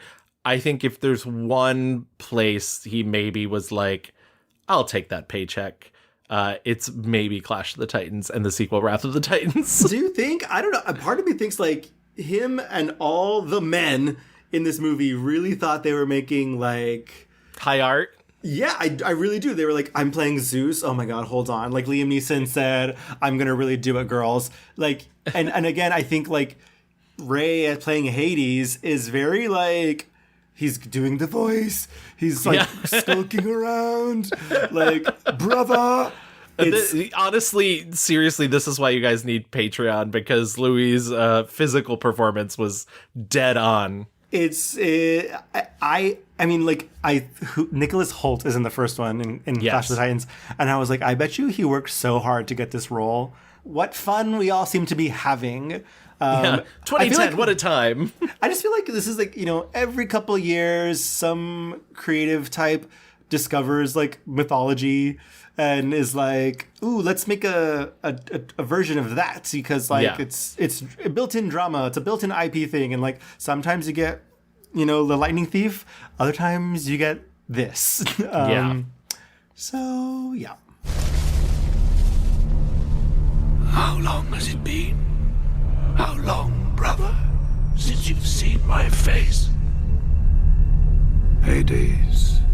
2011, he steps behind the camera for the first time and makes Coriolanus. It's an adaptation of a lesser, sort of underperformed Shakespeare play, Coriolanus. It's a lot about class. It's a lot about like politics, and it's very petty. I mean, this is one of my favorite things about the Shakespeare, like the political plays, especially when they're about Rome, is they're so fucking petty. Yeah. They're so bitchy. Like every every scene between him and what's his face? Gerard Butler. Gerard Butler, which by the way, did Ray Fiennes get the first good performance out of Gerard Butler ever? Yeah, I would say like Ray like kind of walks all around him, and this. Yeah. I mean, I will say like, I mean, he's directing, but like he's giving it his all, honey. He is, he put the whole Thrusy in there. Yeah, he's Shea Cussy. Like he's really Shea Cussy. Yeah, you put got that on a t-shirt, Louis. Yeah. I put my whole Shea Cussy in the. Vanessa Redgrave is in this, right? She's the mom. Yeah. Jessica Chastain, his wife. Also worth mentioning, it is like an updated, modern kind of like post 9/11 Afghanistan-y vibes. With Coriolanus, I definitely reference Baz Luhrmann's Romeo and Juliet as a very bold, exciting modernization, using Shakespeare's text, but committing to a modern world. I desperately want audiences to feel that whatever the language might be doing, that the emotions and the actions and the motivations are ones we carry in us today. My first film, obviously easily labelled as vanity project for this actor and all that stuff. It was scary directing myself. The challenge was I mustn't spend too much time indulging myself. I feel the responsibility to nurture the other actors and their performances, really. And that's one of the pleasures, actually. I don't think he took enough. If he was taking stuff from Baz, I don't think he took enough. It's not nearly stylish enough. It's kind of like drab. I think like there is petty bitchiness, but like it's they're still calling it Rome, right? Like it's weird. And maybe it's I just had the icks of like it's very much the vibe is, war in the Middle East, very Americana, very like Western forces, a lot of guns, just a little bit bizarro. And then also like modern politicking, like they're in front of the cameras for like the news show. I don't know. I could see why it's a lesser Shakespeare work, but he's very good. He's very good in it. 2012, Wrath of the Titans, Skyfall, Great Expectations. He plays Magwitch in Great Expectations, a role he was kind of born to play. Magwitch is, for those of you who don't know, for those of you who didn't go to high school, the Magwitch is the character who starts out in Great Expectations as a criminal, and then when he's shown kindness by Pip, the main character, later in life becomes his mysterious benefactor, all the while letting Pip believe that Miss Havisham, this other character, has been his mysterious benefactor who has paid for him to become a gentleman. I didn't love this version of Great Expectations. I think the guy playing Pip, who's the main guy from Warhorse, is kind of ugh.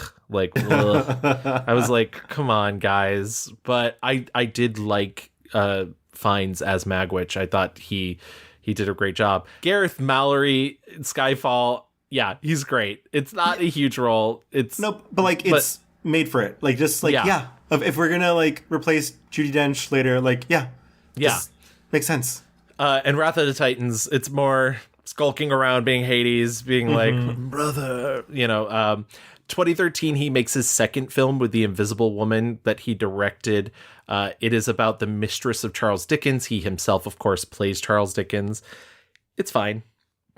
It's to me, it's the weakest of his directorial efforts. I think there's a lot of really good performances in it. I think he was really trying something by going with a different filmmaking style. There's a lot of like extreme close up that I was kind of like, oh, like normally you see this more. This has a more TV feel, I would say, even though it's very grand. It like, I liked it. I liked his interpretation of Dickens being kind of like in love with the fame and not being able to really be in love with anything else but the fame.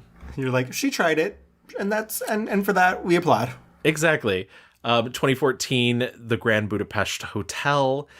He doesn't get enough attempts in his career to do straight up comedy. Right, 100%. And he's so good as Monsieur Gustave, who's the concierge of the Grand Budapest Hotel. It's funny, he said Wes Anderson sent him the script and was like, which character do you want to play? Love that. He's nominated for a Golden Globe for it. He's nominated for a BAFTA for Best Actor. Yeah, it's so funny. I think, and I still think to this day, that like Wes Anderson has a tendency to get in his own way in terms of like real meaning in his movies sometimes by making them so technical and so just about the construction and whatnot. I think for me, The Grand Budapest Hotel is like maybe his last great, the last like live action film of his that I've really loved. Totally. It's, I mean, like, is it even worth saying? Like, it's beautiful. Of course, they're all beautiful. Yeah. Oh yeah, absolutely. Yeah. I mean, Anderson makes meticulous films. Like that's the, 2015, he's in Luca Guadagnino's thriller A Bigger Splash with Dakota Johnson and Tilda Swinton. And he appears in his first Coen Brothers movie in 2016 when he plays a director in Hail Caesar. He plays Lawrence Lawrence. And or is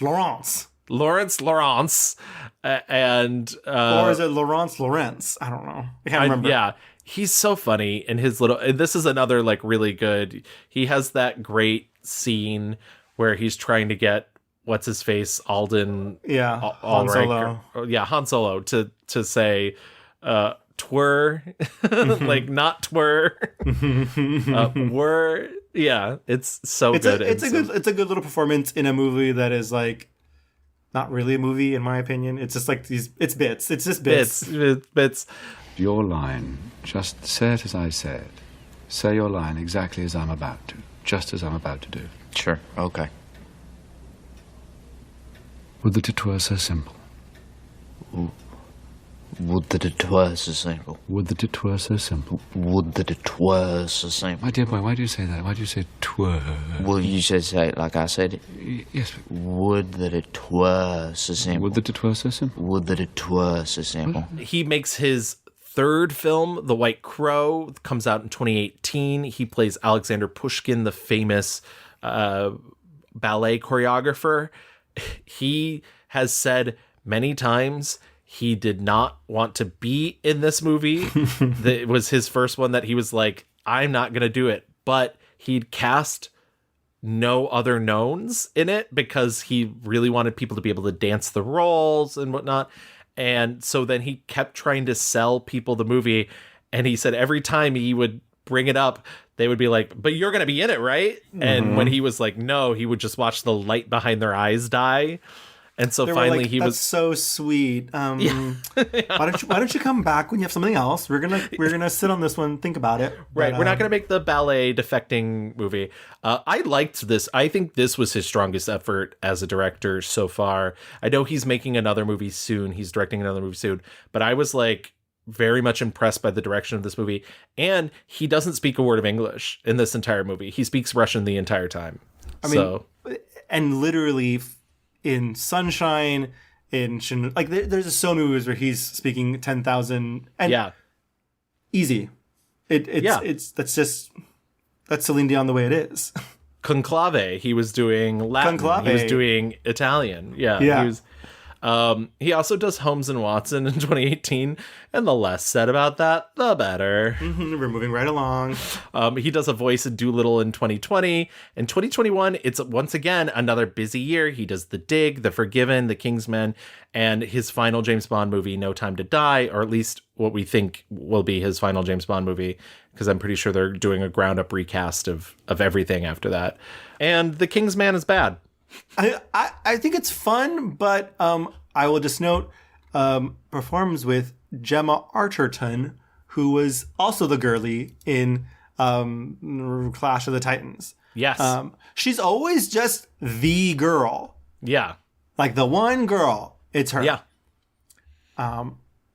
He just missed her in the James Bond movie too, because she's in Quantum of Solace. Right. And then he's yeah, I mean, I don't think The Kingsman is plotted in a way that's very movie-like. Like, it's like too... And also, there's like a weird 15-minute, like, homophobia section. Like, just a, like, gay panic, like, extended joke that I was just like, Matthew Vaughn, are you that scared of gay people that, like... Yeah, I mean, this movie is for, like, bros to bro out to. But, like, don't be doing gay panic when you were, like, literally casting fucking, like... Daniel Bruhl and like Harris Dickinson, like this, like the hottest hots. Yeah. Whoever hotted. It's so weird that they made 3 of these movies. I know, and they're all so bad. So bad. They're like cameo parties. Just like, oh, Halle Berry, why not? There's like a post-credit scene, and I'm so sorry, I'm going to spoil this for everybody. There's a post-credit scene in The Kingsman that like implies that Lenin and Hitler were like buds. And it's like, come read a fucking book, Matthew Vaughn. Come on. He said fantasy. Yeah. 2002, one movie. 2022. Yeah, 2022.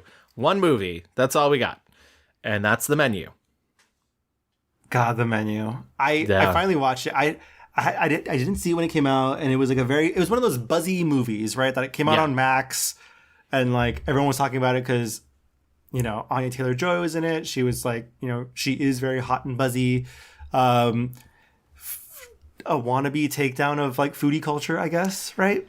Yeah, it has. I read your Letterboxd review, and I couldn't agree more with everything that you said about it. It's too many targets. I'm actually going to talk about it a little bit later. It is not my 1-star review, but it's like got a loose connection to my 1-star review. So I'm going to bring this up a bit later. But it's one of those things where just like, pick something that you're mad at. Yeah. Because if not, like, this feels so pointless. I really did not like The Menu. I thought it was like commentary for the dumb. I feel bad saying that. Like it just didn't have a point of view about anything. It wasn't interested in anything. Well, I think it's like, it's very easy to be like, oh, you know, fine dining is dumb, and plates of small food is dumb. Right. And like, okay, fine, but like the restaurant industry is famously like full of people who are overworked, underpaid, right? And like these are working class people, like, you know, who are. Well, that's why I didn't understand why any of his. So for people who don't know, the Menu is a movie about all these people. It like begins like an Agatha Christie thing where like all these people are invited to this dinner on this island that's hosted by this chef who is, you know, world famous chef Julian Slowick for his like innovative dining and whatnot, and each of them is harboring a dark secret, and it turns out like the dark secret is like one of them's unfaithful to his wife, and 3 of them are bad Wall Street bros, and one of them like loves food but doesn't know how to make food, and therefore like these are all people that have robbed Chef Slowick of his joy of cooking, and therefore he's going to like torture them and end it all. And that's, you know, the kind of Cliff's Notes version. My thing is like, why the fuck was his staff there? Like, why were they agreeing to do this? What, like, he wasn't Charlie Manson. He had like, there was nothing that led me to believe that this man could convince anyone to like, I don't know, pay to borrow $5. It's like, and that's why I think like this movie wants to be satire so bad. Right. But Through the Hollywood Machine has come out as a thriller instead. And like, there is a world, and I write this in my review, where it's like, there is a world where if you're, just be ridiculous. Yes. Yeah. Yes. Cooking under a chef like this is like being in a cult.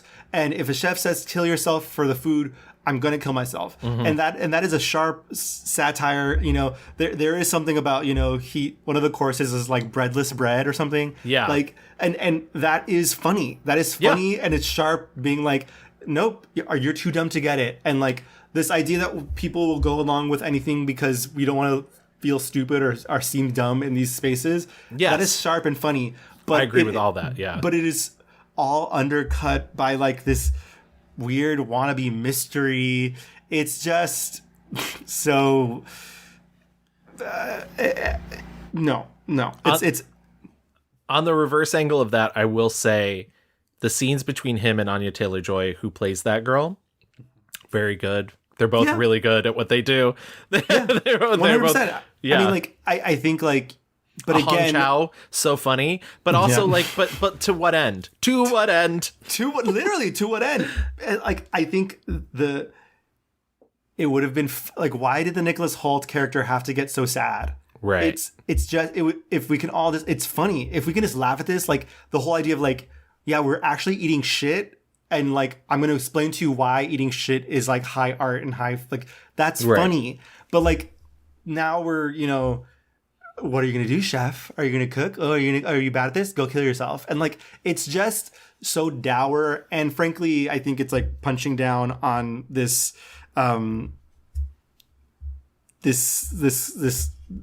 people, the working class. I mean, right. Even the most famous fucking chefs have restaurants that go belly up, you know, like, right. And real people lose their jobs. And the real people who are more often not working in kitchens are like people of color who are poor. Like, I don't get it. I don't like, and in the end, what? We should rebuke the chef's table and, you know, not pay for our prefix meals and like just go eat McDonald's instead? Fuck off. I told you who I am. I'm Julian Slowick, and I'm the chef here. Now, who are you? I'll ask again. Who are you? I'm Margot Mills. So where are you from, Margot? I'm from Grand Island, Nebraska. How does that make you feel better? You want the address for Mom's trailer park, you asshole? No, it's not who you want me to think you are. Who are you? I am Margot. You shouldn't be here tonight. Please get the fuck out of my way. Yeah. I agree with all of that. We're on the same page on that one.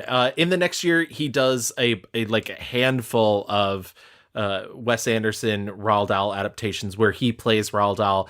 All of those have since been collected into The Wonderful Story of Henry Sugar and 3 more, which is all together as one Netflix film now.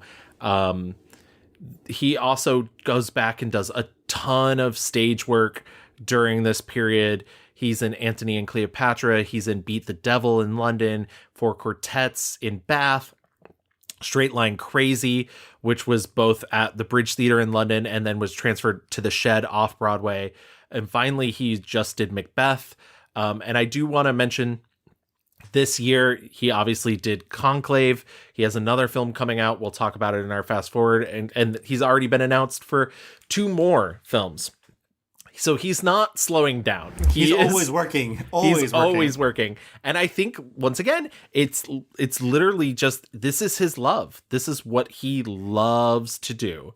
In terms of his personal life, he meets Alex Kingston while they were both students at the Royal Academy of Dramatic Arts. They dated for 10 years and then they married in 1993 and divorced in 1997 when he cheated on her with Francesca Annis. Annis and Fiennes announced their separation in 2006 after 11 years together, and in parting described it as acrimonious following rumors that he had an affair with the Romanian singer Cornela Crisan. So he does have this reputation as a womanizer. Part of me kind of understands a little bit about why he is so defensive about when people, because the British culture of tabloids is so much worse than Americans, even though I think Americans have a tendency to fall in love with personalities, not so much with talent. But I feel like the British people always want to really dig in deeper with they created sort of the tabloid culture being super invasive and whatnot. In 2007, he was embroiled in scandal after having sex with a Qantas flight attendant on a flight from Darwin to Mumbai. He first denied it, but when it was proven that they had sex in the plane's lavatory, the flight attendant was terminated from Qantas. That sucks. That's I can't even, why are people having sex in planes? Don't have sex in planes. Also, those lavatories are so small. I know how. They're so fucking Literally small. How. He was granted Serbian citizenship by the Serbian Prime Minister in 2017. Congrats. And then in terms of political views, he's worked with UNICEF UK as an ambassador and has undertaken work in India, Uganda, and Romania. He's also a member of the Canadian charity Artists Against Racism. He was very much an outspoken against Brexit person. And he stated, "I'm strongly a Remainer. I think that our connection with Europe, faulty as it may be in its current state, it seems to me that the point of the EU was to take down barriers of interactive trade, culture, talk dynamic between cultures and nations." So yeah, so he is I think he's clearly a heart in his right place kind of liberal. I just think that there's some things that, and once again, I'm going to touch upon this in my 1-star review. I think there's just some things that he's maybe a little disconnected from. But yeah, I mean, that's fair, right? I mean, he has been rich and famous for a very long time. Exactly.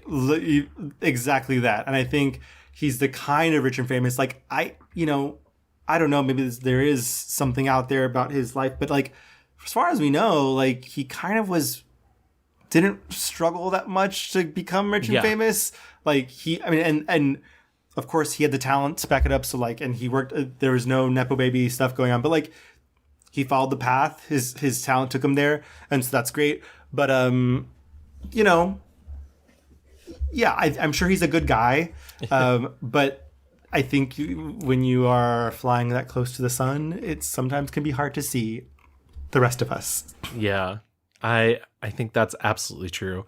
Why don't we fly a little close to the sun, and why don't we start with our 1-star reviews just to get them out of the way, let them burn off our wings, and we'll do our 5-star reviews as we're plummeting back to the earth. Okay? Okay.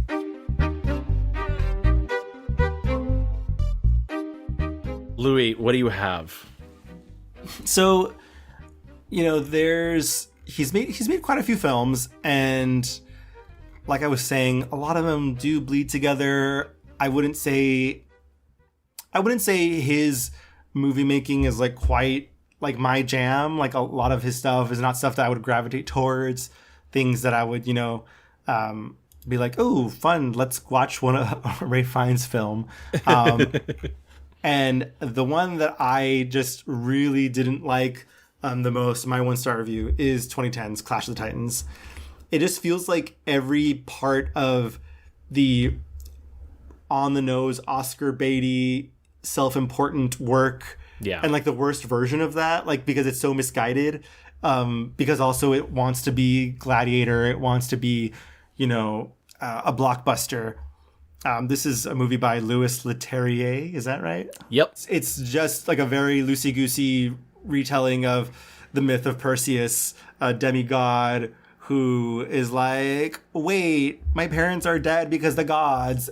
And meanwhile, humans are like, fuck the gods, we're cooler than the gods. And then Hades is like, perfect, this is my chance to like, I don't know, gain power, say fuck you to Zeus. And so all these little gods are trying to be little tricksters to each other. If there's one nice thing I'll say about Clash of Titans is like there are some practical effects that I thought were pretty cool. And so like props to the design team and like the people who are making those monsters. I guess that's kind of cool. We don't get to see that often. But it's like I just wish they didn't look like such CG slop. That's the thing. The thing is, I think this is like a hard time where like they're in the between practical effects and CG. And so you get like whoever the evil king is, he is like really done up in makeup, which kind of feels, schlocky, but like that's not bad. But then you have a character like Medusa who is all CG. And so it's a weird kind of like combo of, you're getting a big mix and it's very obvious. It's not like Jurassic Park where it's like very seamless. It's like very obvious. Sam Worthington, I believe, is Remember Perseus. when we were trying to make him a star? Yeah. Also, this movie though is like the genre of man that Ray Fiennes belongs in. Includes previously mentioned Liam Neeson, who plays his brother Zeus. Mads Mikkelsen. Yep. Also in this genre of men. These are all men who are very scary, but also like I'm kind of like turned on by them. Yeah. Like I'm scared, but like also do you want to kiss? Don't make me kiss you, okay? Yeah. You're a little scary, a little spooky. Yeah. Let's talk about Ray specifically. I think like where he clearly had done Voldemort. Right. And said, "Oh, I can do that. I can be spooky, creepy guy with like CG." Unfortunately, his Hades is just so one note. Yeah. And it's literally Voldemort Redux, very much just kind of like smeagling around, being like literally just rubbing his hands together, trying to like be like there's this scene where he gives the Mad King all his power or whatever, and I was like, Ray Fiennes had to stand there and be like, ah! Yeah, for like a minute to like give the power to this guy. Yeah. And I was like, this is embarrassing. It's embarrassing to ask Ray Fiennes to do this. And, he's doing his best, I guess. But it's kind of boring for such like a beat 'em up sandal wearing, swords and sandals thing. epic. It's weirdly boring, weirdly devoid of like any sex. It's just that's what the children want nowadays, Louis. No sex. Fucking like read a book, grow up. Like honestly, like if they just read some good smut, like they figure it out. The whole reason you make these Greek mythology, adaptations is for, the bitchy drama of it all. Yeah. Messy bitches. And for the fucking. And like there's none of that in any of this. And I think he's wasted. Brother, it is time for the mortals to pay. My child waits to do your will. Release the Kraken! What's wild though is this movie made like almost $500 million. Was one of the highest grossing films of 2010. The second one did not do as well, which is why there was not a third one. Also, this is one of the movies where you can just tell like, oh, this was the era of like 3D will save us all. So there's shit flying towards the camera like every other second. It's like, enough. Yeah. Oh, well, I think that's a very good choice. Once again, if I'd rewatched that, I would maybe have chosen that as well. But I think the thing that I'm going to go with for my 1-star review is 2006's Land of the Blind. I purposely did not talk about this that much in our rewind because I wanted to give it its not due here. Land of the Blind is a dark political satire, and it stars Ray Fiennes, Donald Sutherland, Tom Hollander, Lara Flynn Boyle, and it's essentially like a modern day. I saw this. Yeah, fascist. Like Tom Hollander and Lara Flynn Boyle are the heads of this country, and Tom Hollander's a real idiot, and they're like into kinky sex, and he's a terrible dictator who doesn't even care about his country. All he cares about is making action movies. Donald Sutherland is a political prisoner. He's a writer who Tom Hollander thinks if he lets him out of prison, it'll go good for him. And Ray Fiennes plays his prison guard, who Donald Sutherland eventually convinces that Tom Hollander is like a dumb idiot and is terrible for the country. And so Ray Fiennes lets Donald Sutherland and his friends in to murder Tom Hollander and Lara Flynn Boyle. And what happens? Donald Sutherland becomes this horrible dictator who's even worse.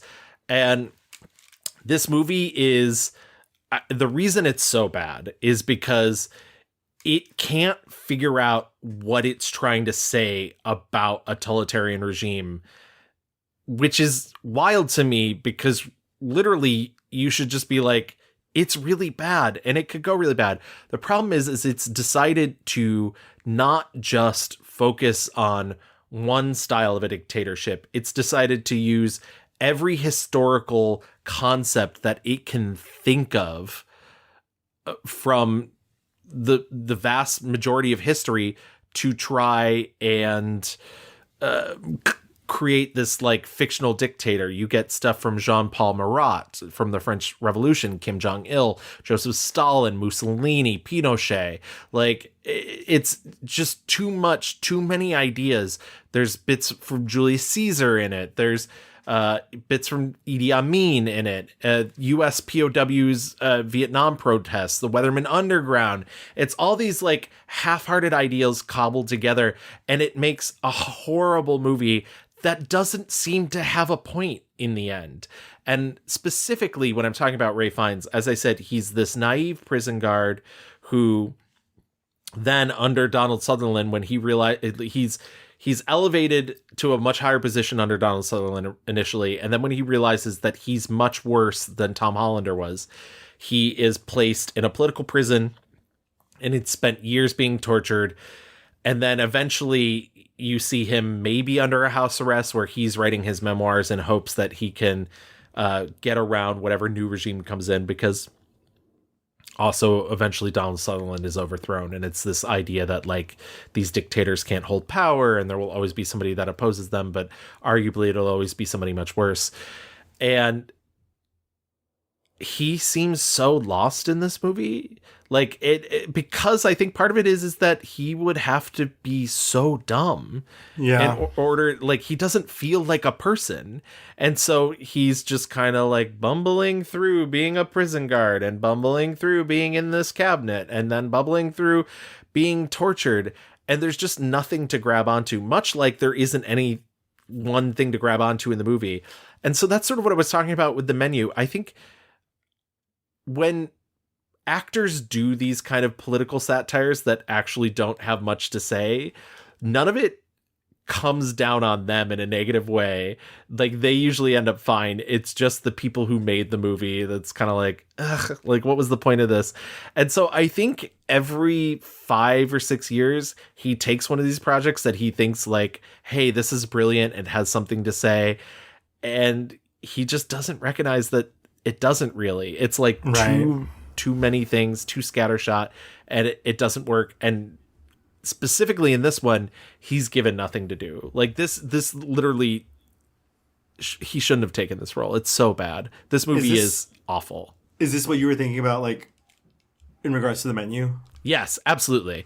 That's the idea that I had with the menu too, is like, I understand why you would take that. And maybe, maybe there were earlier versions of the script that they got and they signed on and then it becomes another thing.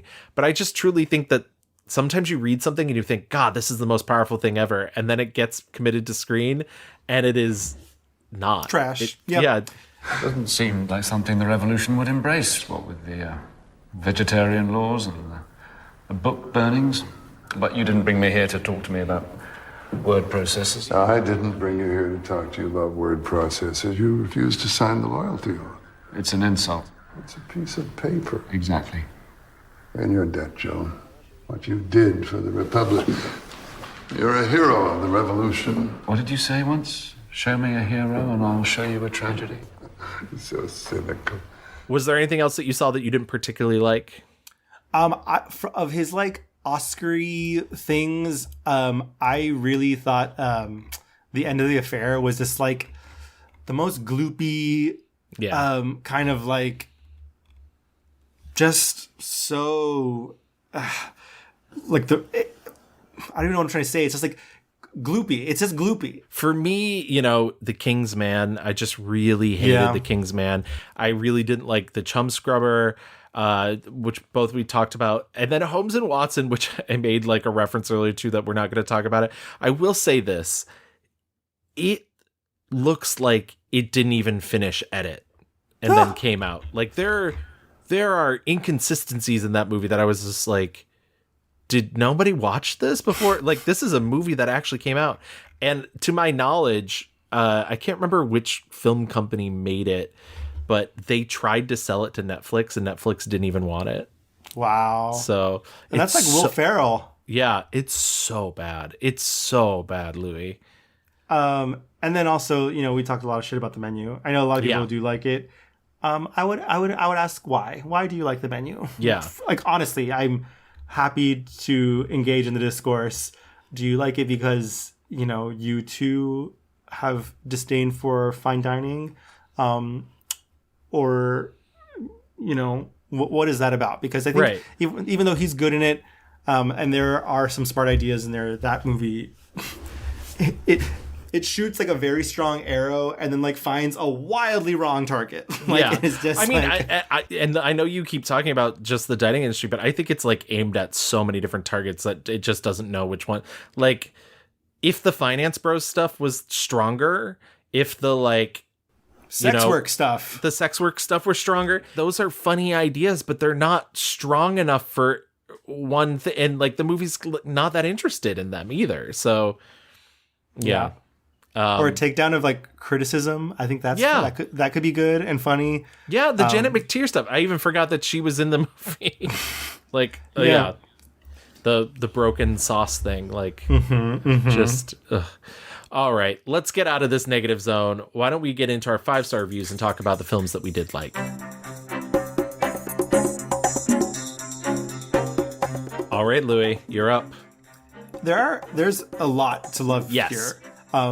And a lot of like different stuff to love. I think so. There's a lot of like different genres and different spaces you could go. I think he's very good in Bruges. I think he's very good in Constant Gardener. There's a lot of good stuff here. I'm gonna pick something a little bit left for me, and I'm gonna go with 1994's Quiz Show. Oh wow! I just think he is such a delicious little slippery pseudo villain in this, and it kind of showcases what I think are a lot of what we like about him. He's using his charm and that magnetism, and then like kind of being like, oh, I can get away with using it for evil, like cool. And that's part of that is like that seduction that we get, why we like him in the Harry Potter movies, why I like him in Made in Manhattan, the charm offense that he's putting upon. It starts here. And I also just think like as a whole, I think the movie is just like really just so, number one, relevant. I think it's like really telling to our society that like, fuck, like you can watch this movie right now and be like, oh, we've known for a long time that this country is fucked. and like people will get away with anything just to kind of like, money. So it's so heartbreaking in the scenes where he like can't. It's not that he can't face up to himself. He knows what he's doing, but where he's like, oh, you think I'm a person that could do this? And it's like, but you are a person that could do this. You like the ability to lie to oneself in order to, and I get that. I get that feeling like of not wanting to feel dumb, but also it was never even about that. It was solely about the money. I mean, like in a society where the only way to succeed is to lie and cheat, which society proves over and over again. Right. Hello, the presidency. In a world where you can only lie and cheat to get to the top, would you do the same? Right. And that's the core of this movie, right? Like you can go to all the schools, say you're a good person up and down, have all the privilege in the world, have none of the privileges in the world. But if someone said, we're going to give you $25,000, all you have to do is lie. Yeah. In front of the nation, in front of everybody. And we'll do our best so no one catches you. Would you do it? And I think, unfortunately, like, even thinking to myself, I'm like, fuck, in the world where we live in, where I don't have a job and, like, things are fucking horrible, like, I need money at the end of the day to survive. Right.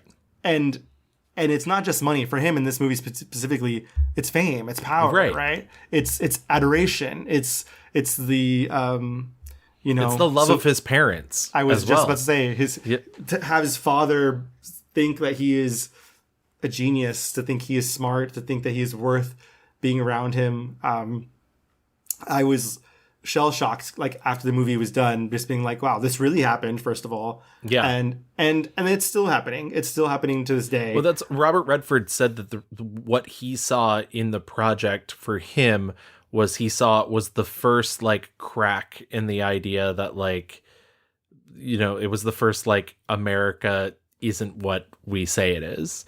And I was like, oh, that's an interesting. I don't believe it was the first crack, but I see what he's saying. Like, I mean, but all of this is wrapped up in this. We're realizing that because the movie takes place like right when TV is becoming popular, and so it's 1958.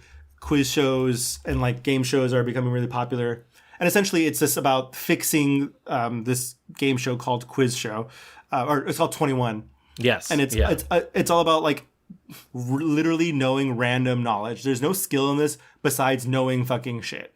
You know? And there's no way to like prepare for this, be good at this. It's just like knowing random things.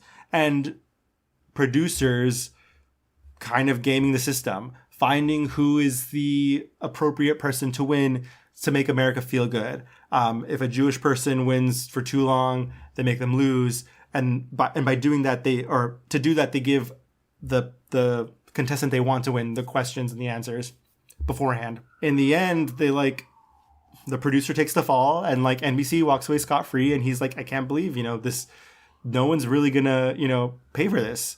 NBC is like, we never told those producers to, and the producers take all the blame, and NBC is, goes on. And I love that moment. He has a very climactic moment where he makes a very impassioned plea, and it starts going across the senators, and each one of them's kind of like, well, you're a stand-up man, and like, my God. And it's insane. It's insane. And finally, one of the senators has the guts to say, no, you're an adult. Mm-hmm. Take some fucking responsibility for the thing that you did.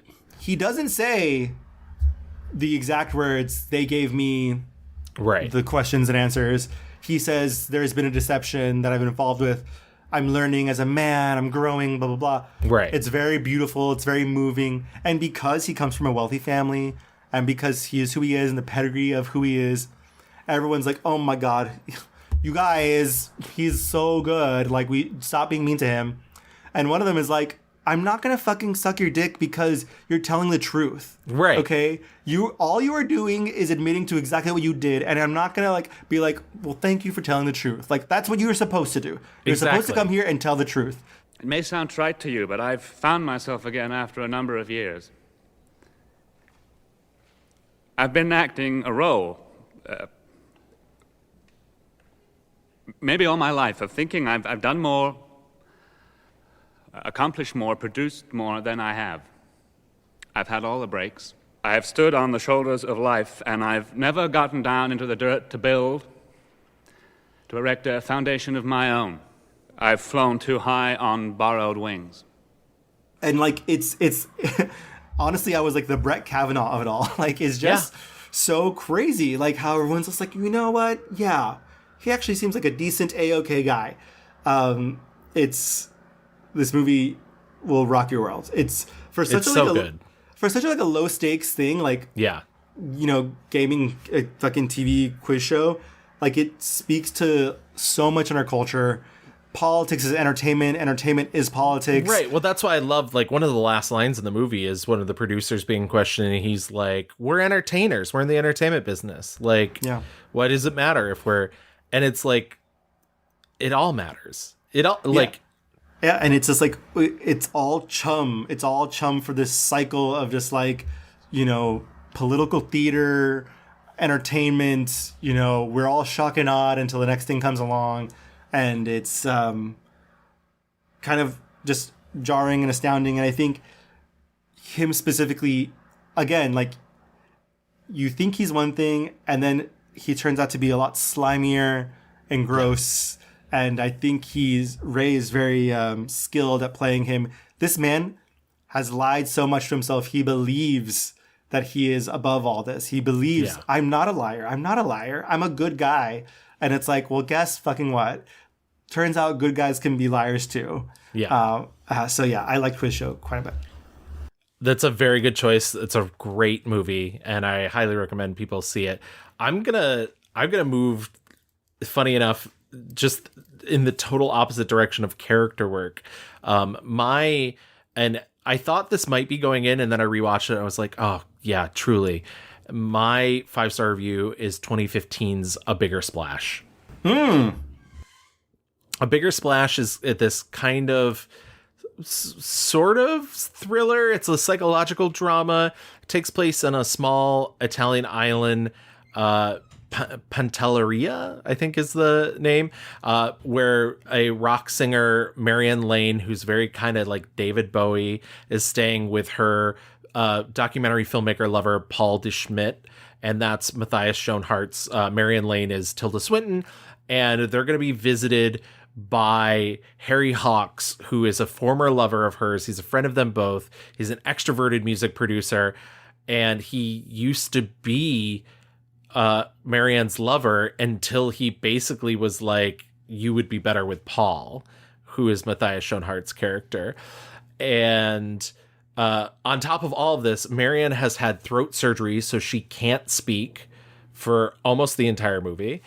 And Matthias Schoenhardt's character, Paul, has recovered recently from a suicide attempt and is attempting to no longer be addicted to alcohol.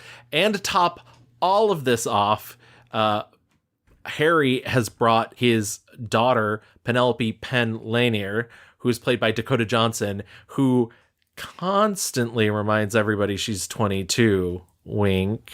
Okay. So what plays out from this is this like really kind of intense character study between these four people.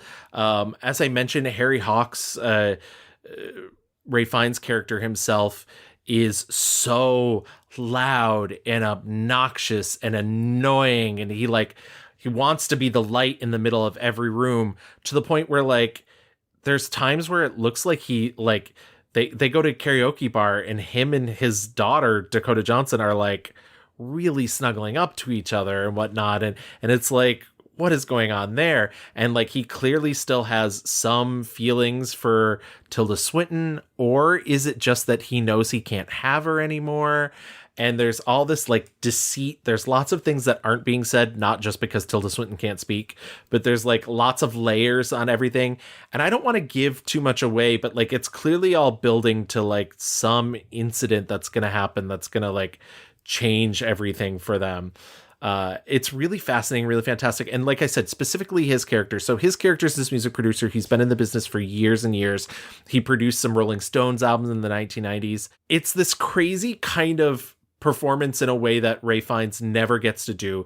It's almost like he's an exposed nerve throughout the entire movie that is constantly being flicked. He's constantly jumping from one thing to the next. He's always, he's loud. He's like constantly trying to make Tilda Swinton talk, even though she can't, like being really annoying about it. There's a scene where he's like trying to impress this young woman who they've brought to the villa, and he puts on a Rolling Stone album, and it's a 3-minute dance sequence with Ray Fiennes just like gyrating and like sending his arms out, lip syncing along and whatnot. And it's such a cool, like thrilling, devastating, scary, bleak, dark, but also like really light. And it's sort of the best type of thing that Luca Guadagnino does. Like, I think if you liked Challengers, you should see A Bigger Splash, because it has the DNA in it. It's got that like kind of beach ready, like, what's going to happen here with these people? Tilda's really fucking great in this movie, especially not being able to talk the whole time. And there's so much like stuff played between her and Ray Fiennes. And the moments, there's some moments that are just between him and her that are so good and so well acted, and she can't react. There's a scene where he says something so awful to her, and she just starts hitting him because she can't scream at him. Like the idea that like she would be yelling at him at this point. It's so good. I love this movie. It's so stylish, so fun. It's maybe my favorite Luca Guadagnino, though I do really love I Am Love as well. But yeah, I would check this out. You both look great together. He takes very good care of you. And I mean it, he does. And you look fantastic. You both look amazing. Wonderful, wonderful to see you. And you know, this invalid thing, it suits you. Yeah, I know it does, because the roles are reversed and Paul can nurse you for a change. Oh, come on, I didn't need it like that. What are some other things that we liked, Gavin? Oh my God. I mean, as you mentioned before, his career is littered with performances that are so good. I mean, like, I think it's like, do I want to see Schindler's List? No. But he is amazing in it. Yeah, obviously in Bruges, like he's so funny, and speaking of that, the Grand Budapest Hotel, like it's good when he gets the chance to like activate that area that other people don't really let him do. And part of it is just, he spent the first part of his career playing these assholes that but also, Wallace and Gromit. So fun. I would put in a plug for that as well. Strange Days, Strange Days, absolutely. Fun. And I think if you're gonna do the big epic, if you really want to do the big epic Ray Fiennes, I really do like The English Patient. I know that it's since become kind of a divisive opinion, but like, I think it's a good movie, and I think he's particularly very good in it. Yes, but also I would say... No, you're supposed to say yes and, not yes but. I would say, though, like, if you're going to sit through one of his, like, long, heavy movies, I would go with Constant Gardener. What's fun about him is that, like, you can really choose your own adventure. Yeah. If you want the action, he's got it. If you want to watch animated, he's got it. He's done rom-coms. He's done, like, it's just, he gets to do it all. It's just kind of great. All right, I think that wraps up Ray Fiennes. Before we get into our fast forward, why don't we do our mixed reviews review? My 1-star review is 2010's Clash of the Titans. And my 1-star review was 2006's Land of the Blind. My 5-star review is 1984's Quiz Show. And my 5-star review is 2015's A Bigger Splash. All right, let's get out of here and into our fast forward and find out what Ray Fiennes is going to be up to in the future.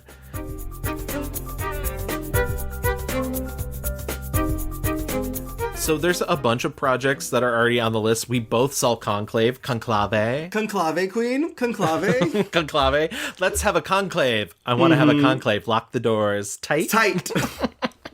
How do we feel about Conclave? We were talking about it before we started recording a little bit. I think it's a fine 3-star movie with really good performances. Yeah, totally. We get to see him with Tucci again. Yeah. Which is always fun. And you get to see him with John Lithgow, which I think this is finally a first time for somebody. Yes. But John Lithgow is really good at. I mean, seriously, I have no qualms with any performance in this movie. As I was saying to you before the show, like, it's a little annoying that it's like Isabella Rossellini in kind of a thankless role, but she's really good when she's on screen. Beautiful Pope dresses. Beautiful Pope dress. Everybody in a dress. You know, that's it's.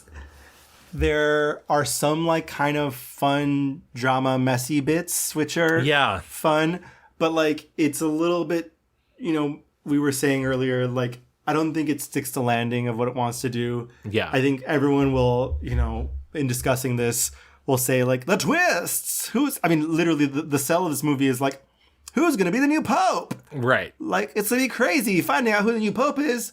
And so, like, it's just kind of a who will win the election. It's an election fucking movie about the papacy, and there are some front runners, and then there are some dark horses, and then like people who don't want it, but then people who do want it, and like it's crazy. But I think ultimately, like, I don't know if the message is really like clear in the end. Yeah. It's unfortunately, you know, the more I sit on it, like, even though it's not as egregious as The Menu, it does feel similarly like in the vein of like, we just didn't know what the target was on this. Right. Exactly. Like, in the end, I think we're trying to get to a place where like, actually, religion and Catholicism specifically are good, ? And we should like, and at its best, it's about, you know, loving yourself and each other and our neighbors and all that, whatever, and how like going back is bad, which sure. Yeah, good message, but I just don't think like it's, you know, like the style of this movie, including the music, is just so fucking bananas and bonkers. Yeah. I'm like, girl, don't do all that, Ganj. Like it's so funny too, because it was described to me as like a room full of cardinals queening out. I don't really feel like I got that from the movie. I did not get enough cattiness and whatnot. And as I was saying to you before, I think as like a mystery, it kind of falls flat because it's not like it plays its hand too soon in terms of the mystery, and then like nothing else sort of pans out in the end for that. There's some good stuff here, good performances. I don't know that the entire message is like really delivers in the end, but Conclave, go check it out. Exactly. That's not his only film that comes out this year, because in November, we're in November, so I think so maybe December, but The Return, in which he's playing Odysseus from the Odyssey. It's just adapting the last bit of the Odyssey when Odysseus has returned and discovered that his wife has the titular return. Yeah, exactly. His wife is not remarried, but she's beset upon by all these suitors, and he like sneaks in amongst them in an attempt to win her back. And guess who fucking plays his wife? Oh, who could it be? Is it Juliette Binoche again? It's Juliette Binoche. You know, listen, if the chemistry ain't broke, don't fix it. Honestly, kind of fun. Imagine getting to like act with like your friend for like 30 years. Yeah, absolutely. It's kind of fun. The trailer just came out. I think it looks good. It looks interesting. I always am a little concerned when there's an adaptation of like a Homeric myth that doesn't involve the gods, when they're just like, we're not actually going to do the mythological part of it. Mm-hmm. Because I'm like, why? Like, that's the whole, like, they're there. They're just use them. Like, the trailer was decent enough for me to be like, oh, I would watch that. Also, he's like ripped. It's like they finally got Ralph Fiennes to have the superhero diet that everybody is on. Like, and he's a 61-year-old man, but he's just like washboard abs. Well, and he's always been hot. Yeah, he has so many other things like on the docket. Currently in post-production that's coming out in 2025 is 28 Years Later, the third in the 28 years ... trilogy. He's also doing The Coral, which is, that feels to me like the kind of Oscar baity. It's like Ralph Fiennes, Jim Broadbent, and Simon Russell Beale form like a boys choir for, like, I was like, that feels like a Sony Pictures classic movie if I've ever heard one. But But on top of that, he's developing another film that he is directing called The Beacon. He's supposedly doing this movie called Farnsworth House. And he's also doing a TV miniseries version of Brideshead Revisited with Rooney Mara. So, like, Ray Fiennes is not slowing down. Yeah. He's just going to keep working. I think we're going to be with or have Ray Fiennes with us for a very long time. I think he's going to continue to direct. I think he's going to continue to be in these films, and maybe someday he'll get his Oscar, but I don't think he really cares that much. I don't think he's not doing this for the awards. And so, because that's why I was like, when I saw that he only had a Tony towards the EGOT, I was like, this bitch has never read a book for the Grammy to try to get the Grammy. He's never done a book on tape. Get to reading, babe. I think he's such an interesting actor. I think he's just going to keep pushing the limit. Doesn't it feel? It's like it feels like him in his classical mode, Yeah. Like The Return, especially, kind of classic texts. Yeah. Romance, action. I imagine he's got some good monologues where he's, I'm sure, mouthing off. Kind of very serious. He's got that serious face that he deploys really often. So it's kind of like we're not fucking around with Conclave or The Return. And so it'll be interesting to see. I think God, now I'm saying conclave like it's fucking thing. That's how you pronounce it. But no one's going around saying conclave, right? We are. We're gonna make it happen. I don't know that this movie is making the big Oscar splash that perhaps people thought it was going to. It'll be interesting to see how The Return is received in December. But all that to say, you're right. He's kind of still doing his thing. I would love to see him do more romances. Yeah. I think he has such good chemistry. I can't recall one performance where I was like, those two don't got it. He's always fucking in these movies. Yeah. He's always cheating on someone with someone else, or they want to cheat on their significant other with him. And he's always like, no, but well. So yeah, I mean, he's obviously very handsome.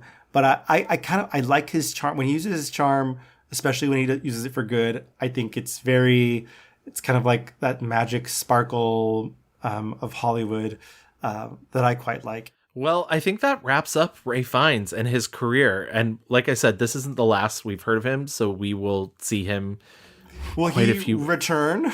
Yeah. He certainly will.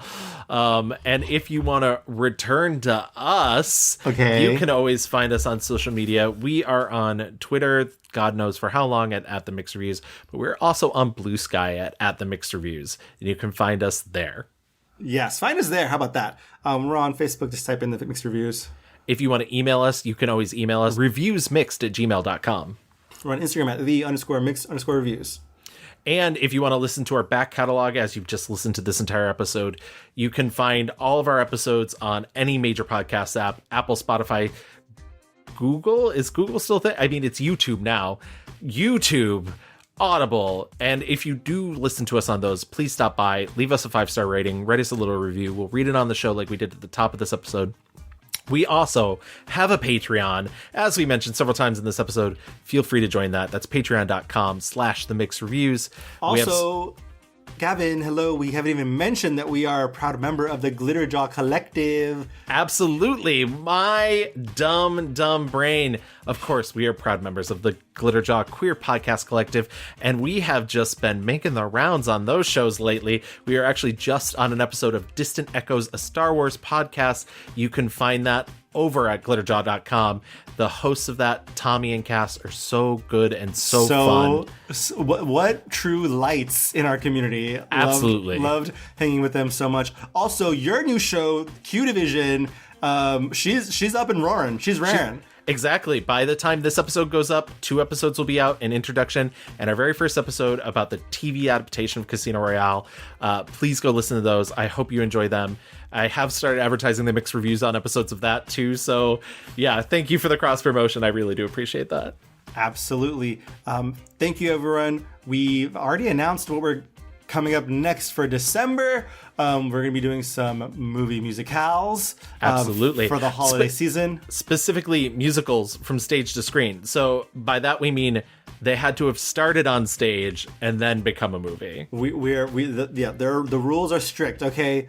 And we will be... and so sorry, we're not talking about High School Musical. It's not going to happen. Yeah. From stage to screen. And unfortunately that means we can't talk Grease 2. No, not this time. What are we even doing this here? time? What are we even doing here? I don't know. So then let's get out of here. Thanks everyone for listening, and we will see you next month. Happy holidays. Stay safe. Bye. Bye. You who I call brother, how could you have come to hate me so? Is this what you wanted? Then let my heart be hardened, and never mind how high the toss may grow. This will still be so. I will never let your